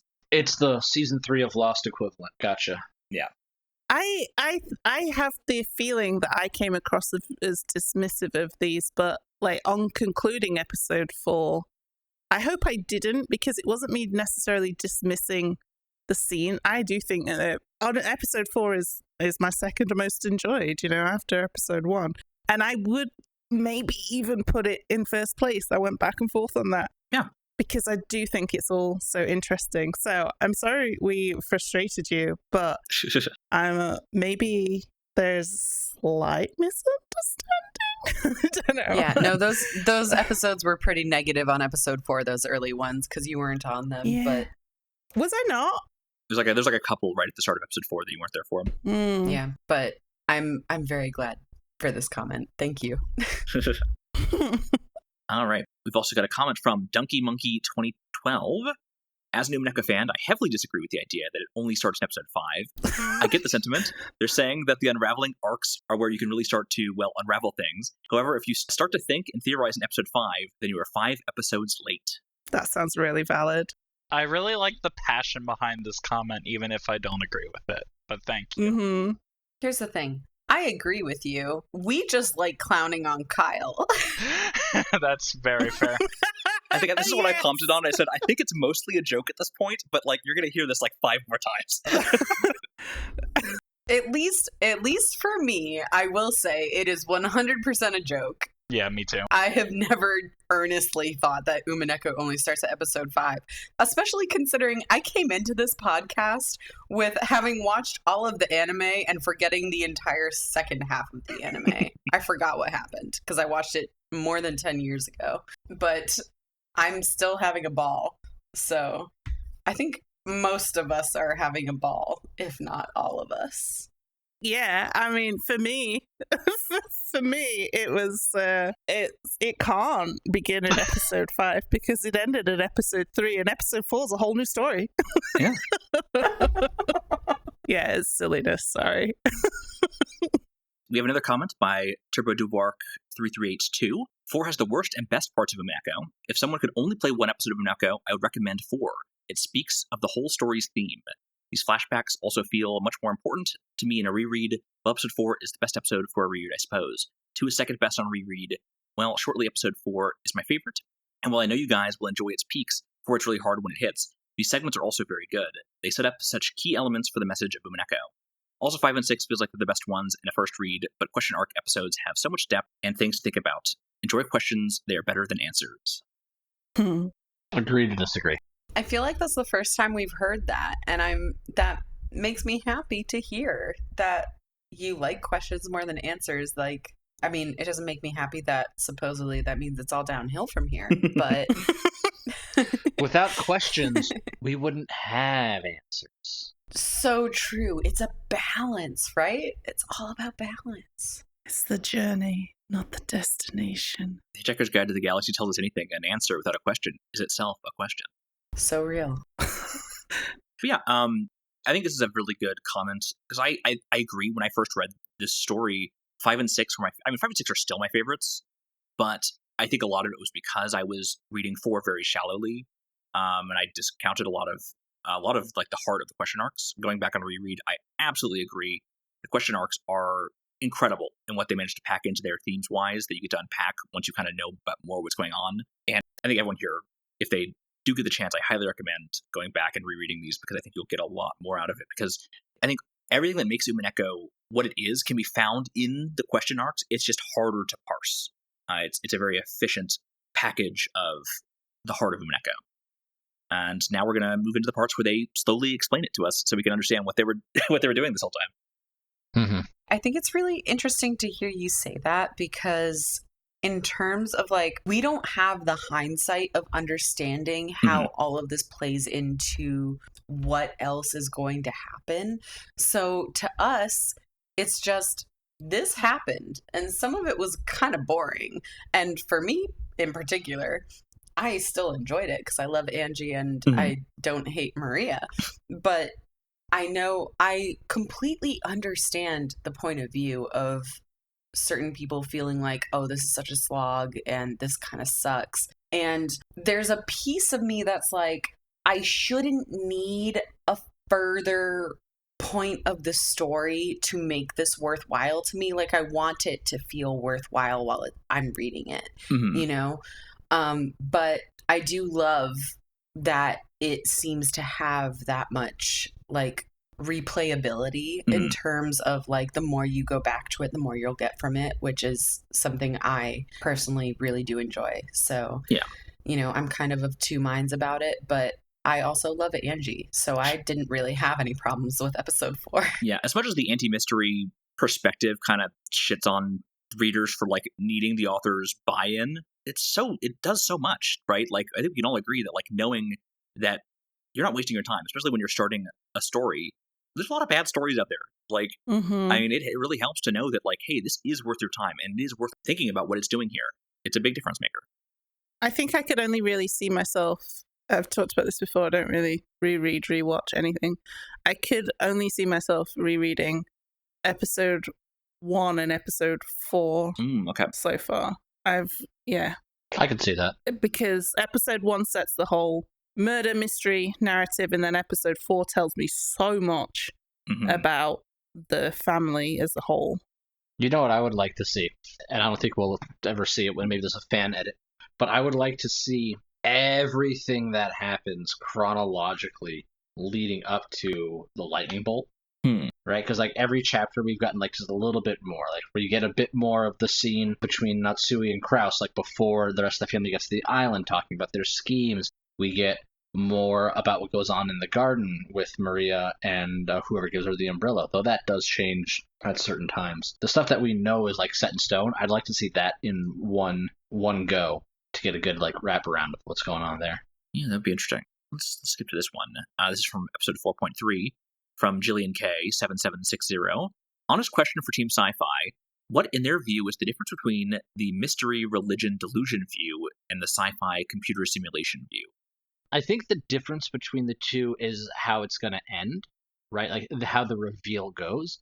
Because if you go team religion or delusion, like the ending can very much just be the kind of story we've all seen before, where it's presented as that's the ending, it was magic all along, and then like the last like shot is like Beatrice's hand reaching up from the rubble. Oh my goodness! Like they can do like a cop out, like it's not actually the end, or it's not really thick. It's just it can be all left up in the air.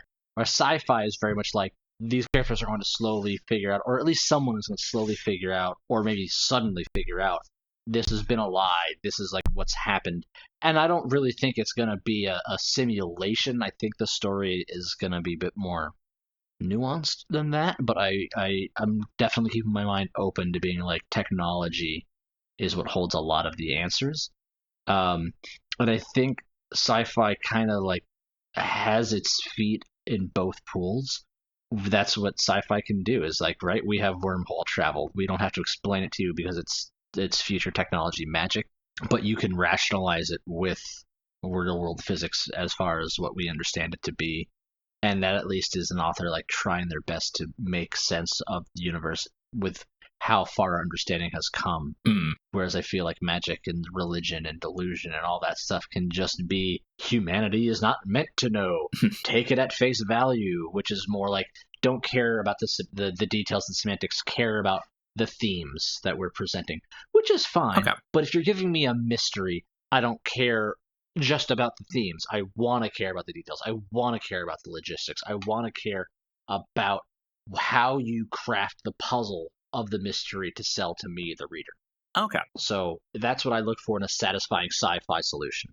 So it's less about like, oh, literally the answer is machine, and more of like the philosophy of how science fiction constructs its mysteries is more in the line of the way you want to see the story go, as opposed to the way that like a fantasy would construct a mystery.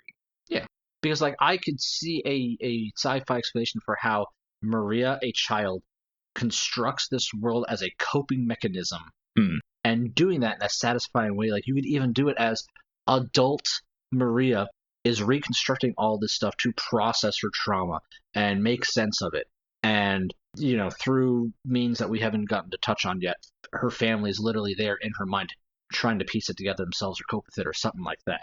So I think that has the potential to be a more interesting solution, an interesting story than what I expect from a magic explanation.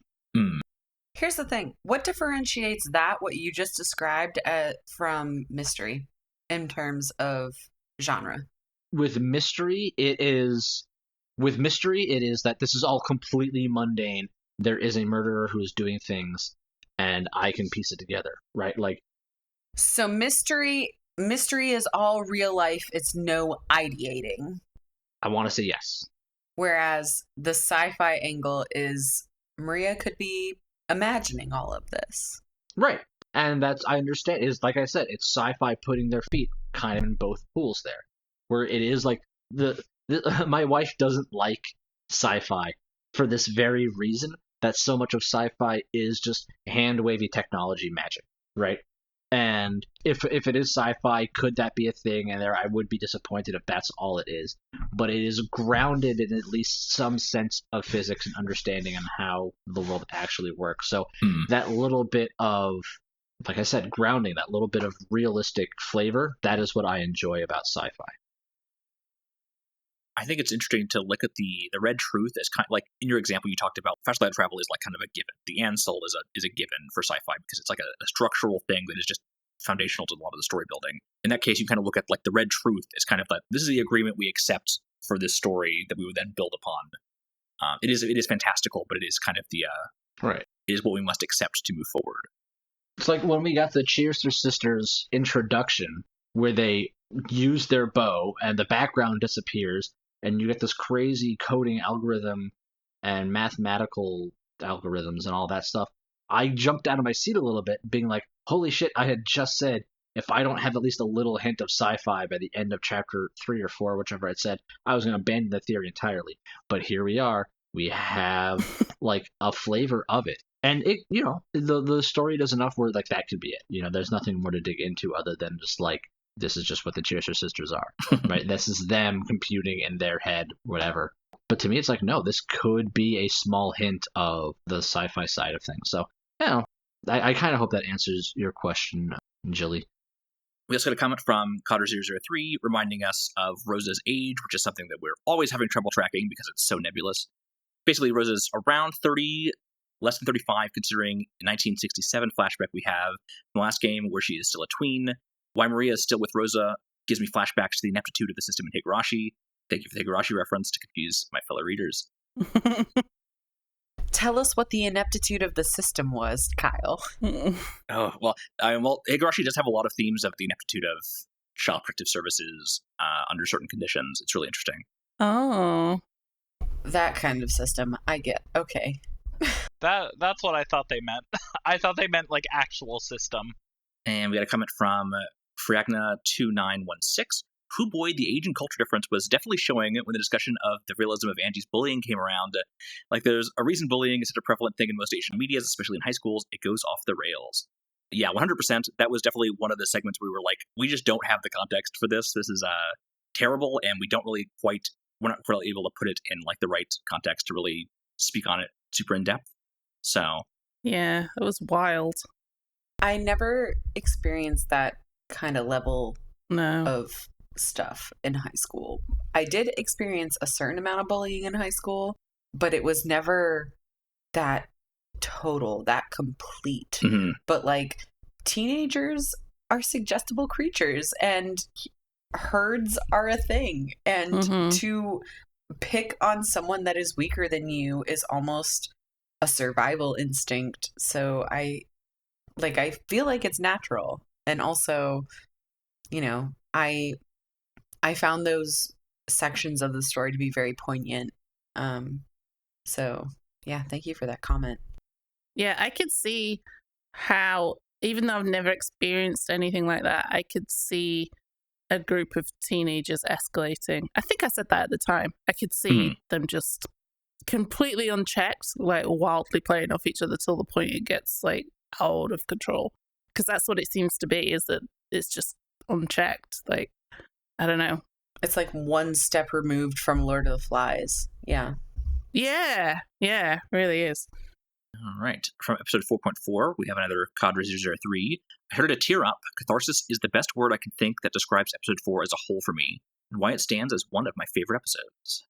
I wish I could ask them what they mean by catharsis. Yeah, I definitely don't think of that word. I think we had a conversation in that episode about catharsis in terms of like the Rosa Maria situation, and whether or not it was okay for Maria to get, not revenge, but like to have Rosa be punished and removed, that kind of stuff. How it was cathartic to see some of that come back onto Rosa, even if it meant that Maria's happiness, as she saw it, was sacrificed. Yeah.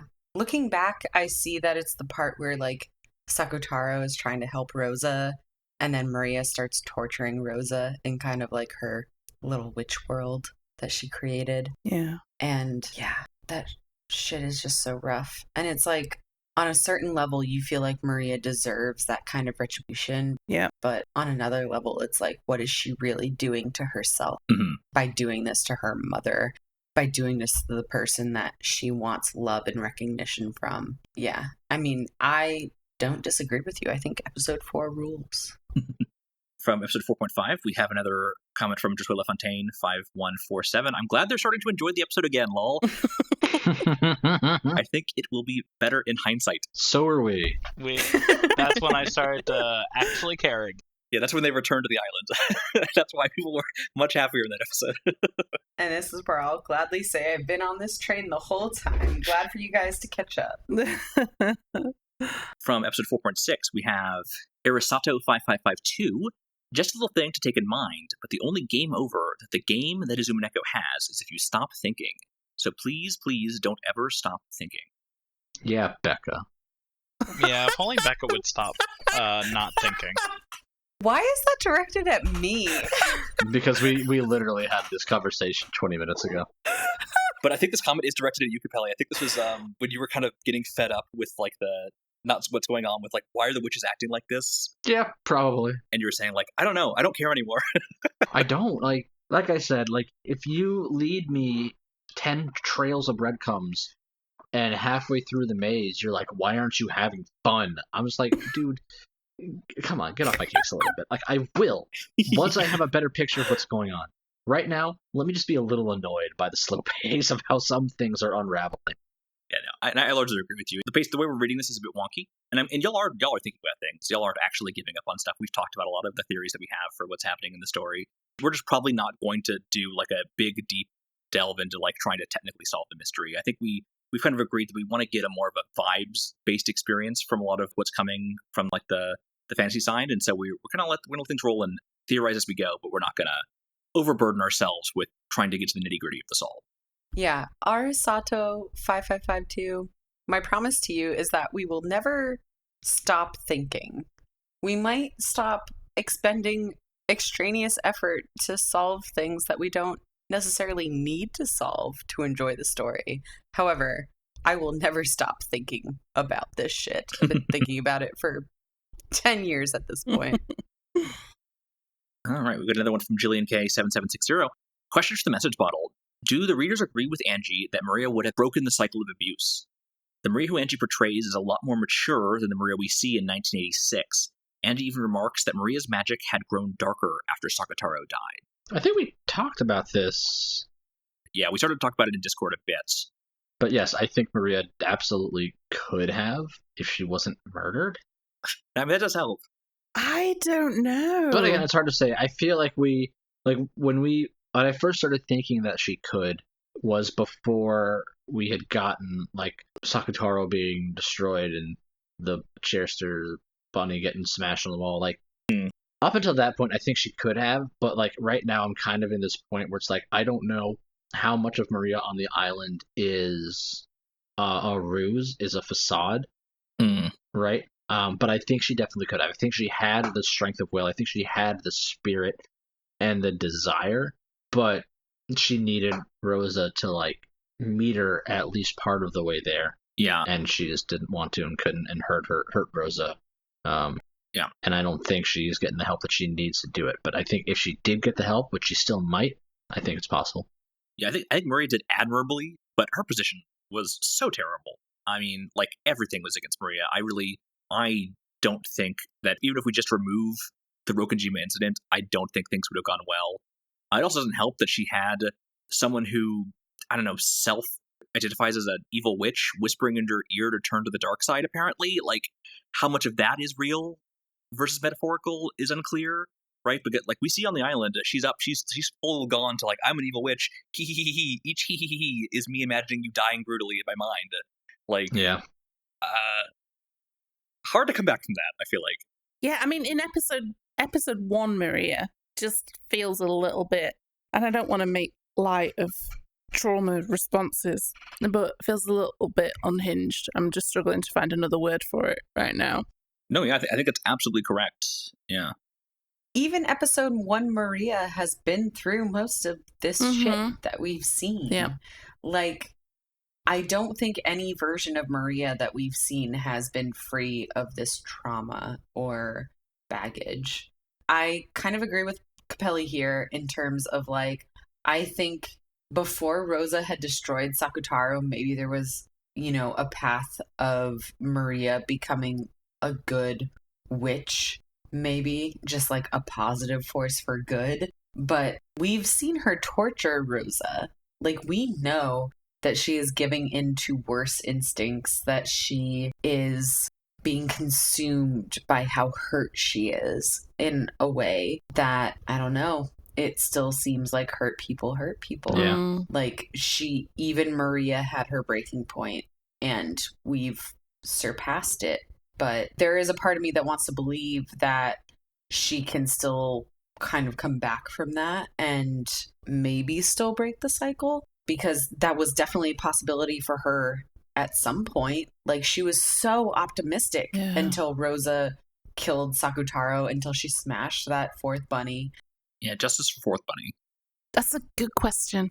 I wish I want her to break that cycle so much, but I guess we'll see. I want to say I have faith that she could, but I don't think she did. I think things would have to align really perfectly and specifically for Maria to break out of an abuse cycle, unfortunately. And finally, this one I don't have written down because it's from the most recent video. We have Friagna2916. Woo with this, on to the answer arcs. Still rolling my eyes every time Umineko starts the answer arcs mentioned, though. This one actually I replied to on YouTube, as you should. But yeah, we are on to the answer arcs, everyone. Woohoo! Yeah. Clap, clap, clap. In the interim, I'm going to be watching the anime. Maybe we'll set up a discussion in Discord for the people that also watch. Maybe Becca and I'll record interim Becca's Anime Corner. We'll see. I don't know. Once I finished it, let's see how I feel about it. Hayley, don't fucking tease me like that. Don't tease me. I'm holding you to it. And this is our commitment right now. Okay. And I'm actually going to reread. It's happened. All of these summaries, all of these message bottles that you've put together for us, Kyle. Like, read them back to back and see if anything pops out as a solve for me. Yeah. Okay. All right. Yeah. I highly recommend it. I think I've put together a pretty solid summary of what happened with just enough of the hints in there that I think you'll be primed to go into episode 5 and start thinking about what's happening here. Because this has been a really wild ride. I just want to say thank you all so much for joining me on reading my favorite story. Like, when we pitched this, I was like, oh, if I can trick y'all into reading Umineko, that would be so good. And here we are, like, a year later, and y'all are still reading it, so that's crazy. And thank you all so much at home who are watching this. I hope you're enjoying us, our goofy conversations about these things, our arguments. Whether you're on your first read or on a reread yourself, I hope you've been enjoying this. Not to interrupt your beautiful outro, but, like, honestly, thank you for giving me a reason to finally actually fucking read it, because I know I'm the only person here who has watched the anime, but I watched the anime, like, more than 10 years ago. I watched the anime in, like, 2011, like, almost 15 years ago at this point, actually. And was always like, you know what? I should get around to reading that. And it wasn't until you proposed this book club that I was like, yeah, I'm going to commit to that, because it's such a huge, monstrous thing to, like, get through, that not having anybody to talk to about it would have driven me fucking insane. So, like, honestly, thank you for giving us a space to explore everything going on here, and I'm enjoying it so much, and I think everybody else is too. So I am, but I do feel catfished, Kyle. Yeah, for sure.